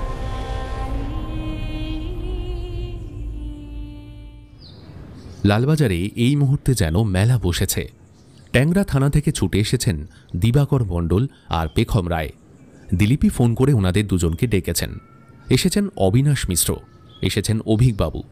দুজনেই এক ঝলক রঞ্জন দত্তগুপ্তকে দেখে ডিসিডিডির চেম্বারে গিয়ে বসেছেন। রঞ্জন দত্তগুপ্ত আর রোশনি দত্তগুপ্ত দুজনকেই গ্রেপ্তার করা হয়েছে এবং তাদের রাখা হয়েছে আলাদা আলাদা সেলে। রঞ্জন দত্তগুপ্ত যে আদতে মরেননি, তিনি যে বহাল তবিয়তে বেঁচে আছেন, সেটা জানবার পর মিডিয়া ভিড় জমিয়েছে লালবাজারের সামনে। সবাই এক ঝলক রঞ্জনবাবুকে দেখতে চায়। ইতিমধ্যে পেখম ময়ূরের কাছে গিয়ে জিজ্ঞেস করে, হ্যাঁ রে, কিছুই তো মাথায় ঢুকলো না। ডেড ম্যান জ্যান্ত হয়ে গেল কি করে? তুই যে তিমিরে, আমিও সেই তিমিরেই। একমাত্র দিলীপ স্যারই পারে আমাদেরকে উদ্ধার করতে। কি বুঝতে চাও ময়ূর? ময়ূর আর পেখম পিছনে ফিরে দেখে দিলীপ ঘরে এসে ঢুকেছেন, পিছনে গিরিধারী। স্যার, সব কিছু একেবারে শুরু থেকে। স্যার, আমার মনে একটা প্রশ্ন আছে। কি প্রশ্ন গিরিধারী? স্যার, রঞ্জন দত্তগুপ্ত যে বেঁচে আছেন খুব ভালো কথা। উনি টাকা পয়সা নিয়ে জালিয়াতি করেছেন সেটাও অবিনাশ স্যার প্রমাণ করে দেবেন। কিন্তু আমরা কি করে প্রমাণ করব যে উনি জ্যাকি ডি সিলভার মৃত্যুর পিছনে আছেন? ওনার বিরুদ্ধে তো খুন করার কোনো এভিডেন্স আমরা পাইনি। আর তাছাড়া ওই পোড়া ডেড বডিটাই বা কার ছিল সেটাই বা জানবো কি করে? সব প্রশ্নের জবাব উনিই দেবেন। কিভাবে স্যার? আপনার মনে হয় যে উনি সব কিছু নিজের মুখেই স্বীকার করবেন, তাই জন্য কি? কোনোদিন পোকার খেলেছো ময়ূর? না স্যার। শুধু ঘাড় গুজে পড়াশোনা করে গেছো? তুমি বড্ড বোরিং ছেলে ময়ূর। দিলীপ ইন্টারোগেশন রুমের ভেতর ঢুকে যান। রুমের সাথে লাগোয়া কাঁচের ঘর থেকে অধীর আগ্রহে সবকিছু দেখতে থাকে পেখম, ময়ূর আর গিরিধারী। দিলীপ রঞ্জনবাবুর সামনে একটা চেয়ার টেনে বসলেন। রঞ্জনবাবু দিলীপকে দেখে মুখ অন্যদিকে ঘুরিয়ে নিলেন। দিলীপ খানিকক্ষণ চুপ করে থেকে বলতে শুরু করলেন। এই কয়েক মাস আগে ইন্টারনেটে হট করে একজন ইয়াং সেলিব্রিটির মৃত্যু সংবাদ বেরিয়েছিল। স্বভাবতই সবাই প্রথমে অবাক হয়েছিল, তারপর শোক প্রকাশ করেছিল। কিন্তু আশ্চর্য ব্যাপার কি জানেন? পরের দিন জানা গেল এই সেলিব্রিটি বহাল তবিয়তে বেঁচে আছেন। এই পুরোটাই ছিল এক ধরনের পাবলিসিটি স্টান্ট। তো সেখান থেকেই আইডিয়াটা ছেপেছিলেন নাকি স্যার?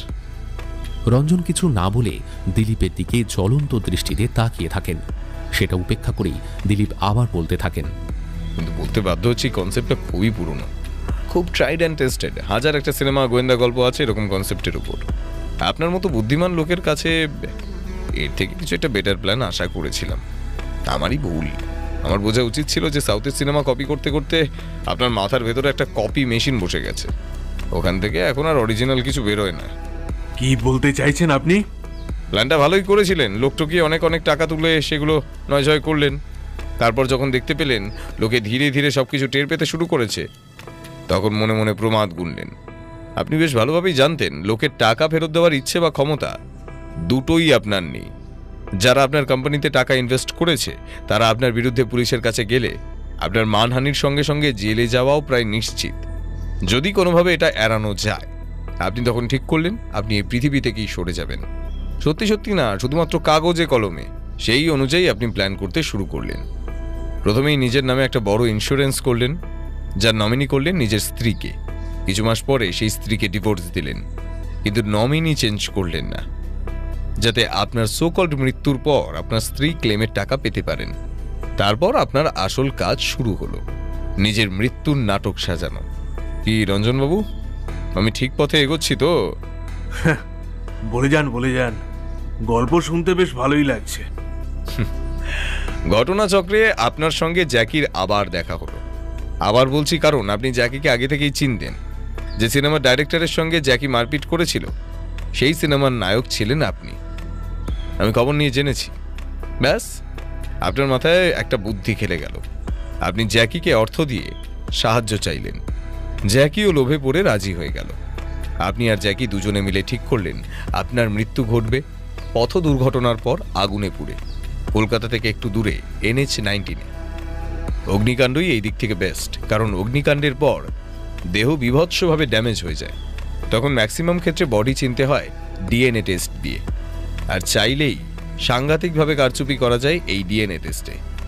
কিন্তু আপনাদের একটা ডেড বডি লাগতো, পুরুষের ডেড বডি, আপনার মতন হাইটের, আপনার কাছাকাছি বয়সের। মর্গ থেকে ডেড বডি এনে দুর্ঘটনা সাজালে যদি আপনারা কোনোভাবে ধরা পড়ে যান। তাই আপনি আর জ্যাকি মিলে হত্যা করলেন আপনার অ্যাসিস্ট্যান্ট সুজয় বাবুকে এবং তার মৃতদেহটাই নিজের বলে চালানোর ব্যবস্থা করলেন। ময়ূর, পেখম আর গিরিধারী বিস্ময়ে একে অপরের মুখের দিকে চাওয়াচাওয়ি করে। অন্যদিকে ওই ঘরের মধ্যে রঞ্জন রীতিমতো চিৎকার করে উঠলেন, কি উল্টোপাল্টা কথা বলে যাচ্ছে না? আমি সুজয়কে হত্যা করিনি, সে বেঁচে আছে। লোকের থেকে লুকিয়ে বেড়াচ্ছে সে। স্যার, আমি খোঁজ নিয়ে দেখেছি দুর্গাপুরের ওই অনুষ্ঠানের পর সুজয়বাবুকে আর দেখা যায়নি। এমনকি ওনার পরিবারের কাছেও কোনো খবর নেই। বেঁচে থাকলে তো খবর দেবে, তাই না? সুজয়বাবুর দেহটাকে আপনারা অন্য কোথাও ভালো করে পোড়ালেন, তারপর তার গায়ে পরিয়ে দিলেন নিজের অর্ধেক পোড়া পোশাক, সঙ্গে দিয়ে দিলেন নিজের সেই ঘড়ি আর চেন। হাইওয়ের উপর দুর্ঘটনার নাটক করলো জ্যাকি। পোড়া গাড়িতে সুজয়বাবুর ডেড বডি বসিয়ে নিজের মৃত্যুর গুজব ছড়ালেন আপনি। তারপর দুজন মিলে পালিয়ে এলেন কলকাতায়। আর আপনার প্ল্যান মতন রোশনি ম্যাডাম ইন্স্যুরেন্স ক্লেম করলো। কিন্তু সব কিছু হয়ে যাওয়ার পর আপনার মনে ভয় ঢুকলো, যদি জ্যাকি সবাইকে সবকিছু বলে দেয়, যদি জ্যাকি ভবিষ্যতে আপনাকে ব্ল্যাকমেল করতে শুরু করে, তখন আপনি কি করবেন? আপনি ভাবলেন ওকেও এই পৃথিবী থেকে সরিয়ে দিতে হবে। অমনি একটা প্ল্যান নিয়ে আপনি হাজির হলেন জ্যাকির বস্তিতে। ওকে মদ খাইয়ে বেহুঁশ করে হাতের শিরা কেটে দিলেন। কিন্তু পাড়ার ছেলেরা আপনার সব প্ল্যান বানচাল করে দিল। ওদের ভয় পালাতে গিয়ে নিজের বিরুদ্ধে সব থেকে বড় প্রমাণ জ্যাকির ঘরে ছেড়ে রেখে এলেন আপনি। আপনি বাজে বকছেন। এখনো পর্যন্ত একটা কথাও আমি বাজে বকিনি। আপনার স্ত্রী আমাকে সবকিছু বলে দিয়েছেন। হতে পারে না, রোশনি আপনাকে কিচ্ছু বলবে না। ওনার থেকেই সবকিছু জানতে পেরেছি স্যার, নইলে এত কিছু আপনাকে বললাম কি করে? তাছাড়া জ্যাকির ঘরে আপনার বিরুদ্ধে অনেক প্রমাণ পেয়েছি। আপনি বাজে কথা বলছেন। আমি কোনো বাজে কথা বলছি না। আমার কাছে প্রমাণ আছে, আমি কোর্টে সেই প্রমাণ পেশ করব। আপনাকে কেউ বাঁচাতে পারবে না। বাজে কথা, আপনার কাছে কোনো প্রমাণ নেই। আমার কাছে প্রমাণ আছে স্যার, না হলে এত বড় কথা বলতাম না। আপনার কাছে কোনো প্রমাণ নেই। আছে স্যার। থাকতেই পারে না। কেন থাকতে পারে না? কারণ সব প্রমাণ আমি নিজের হাতে মুছে দিয়ে এসেছিলাম। কথাটা বলেই রঞ্জন দত্তগুপ্ত বিস্ফারিত নেত্রে তাকিয়ে থাকেন দিলীপের দিকে। দিলীপ একটু হেসে বলেন, এতক্ষণ ধরে আপনার মুখ থেকে এটাই তো শুনতে চেয়েছিলাম। চিন্তা নেই, আপনার চার্জশিটে প্রতারণার সঙ্গে ডাবল হোমিসাইডও যোগ করে দেব। আপনি অনেক দিনের জন্য জেলে যাবেন স্যার। রঞ্জন নিজের মুখ দুহাতে ঢেকে ফেলেন। দিলীপ উঠে পড়েন চেয়ার ছেড়ে। ওনার কাজ আর কিছু বাকি নেই, শুধু চার্জশিট বানানো ছাড়া। অন্যদিকে পেখম পুরো ফিদা হয়ে যায় দিলীপ স্যারের ওপরে। ময়ূর, দিলীপ স্যারের ওপর না বিশাল ক্রাশ খেলাম রে। কোনো লাভ নেই। কেন? স্যার ডিউটি ছাড়া কোনো কিচ্ছু বোঝেন না, তোকে সেইভাবে পাত্তাও দেবেন না স্যার। ময়ূর, তোমার চার্জার আছে সঙ্গে? আমার ফোনটার চার্জ শেষ হয়ে গেছে। দিলীপ ঘরে ঢুকতে ঢুকতে জিজ্ঞেস করেন ময়ূরকে। আমার ড্রয়ারের ভেতরে পাবেন স্যার। স্যার, আপনি কি করে বুঝলেন এটা পুরোটাই একটা নাটক? আর ওই ডেড বডিটা সুজয় বাবুর? রোশনি ম্যাডামের সঙ্গে কথা বলে আমি ওনাকে জিজ্ঞেস করেছিলাম যে ওনার স্বামীর কোনো শত্রু ছিল কিনা। উনি উত্তর দিয়েছিলেন সুজয় হয়তো বলতে পারত। সাধারণত এই প্রশ্নের লোকে কি জবাব দিত? সুজয় বলতে পারবে, সুজয় জানে, বা আপনারা সুজয়কে জিজ্ঞেস করে দেখুন। কিন্তু উনি সোজাসুজি পাস্ট টেন্স ব্যবহার করলেন। আসলে উনি জানতেন সুজয় মৃত। অবচেতন মন অনেক সময় ভুল করে ফেলে। তাও আমি কসবা থানার সঙ্গে যোগাযোগ করে সুজয়ের ব্যাপারে খোঁজ নিলাম। সুজয় প্রায় 1 মাস বাড়ি ফেরেননি। কসবা থানার পুলিশ আরও খবর দিল রঞ্জনের ওই ভুয়ো কোম্পানির একজন এজেন্ট ছিলেন সুজয়। অনেকে ওনার কথা মতো এখানে টাকা ইনভেস্ট করে ঠকেছে। আমার সন্দেহ হলো আমি সুজয়ের ছবি, বায়োডাটা জোগাড় করলাম। ওনার আর রঞ্জনের মোটামুটি কাছাকাছি বয়স আর প্রায় একই রকম হাইট, বডি স্ট্রাকচার। আগুনে পুড়লে বডি সাংঘাতিকভাবে ড্যামেজ তো হবেই, তখন ডিএনএ টেস্ট ছাড়া উপায় নেই। তারপর তো রঞ্জনের ময়নাতদন্তের রিপোর্ট পড়ে সব কিছু ক্লিয়ার হয়ে গেল। স্যার, আপনি সত্যি একজন জিনিয়াস। কেন যে আপনাকে লালবাজারের... বেগমের কথা শেষ হওয়ার আগেই দিলীপ ঘর থেকে বেরিয়ে যান। বলেছিলাম না, এটাই স্যারের রুটিন। রোজ ঘুম থেকে ওঠো, অফিসে এসো, খুনি ধরো, বাড়ি চলে যাও। আমাদের লালবাজারের পোয়ারো।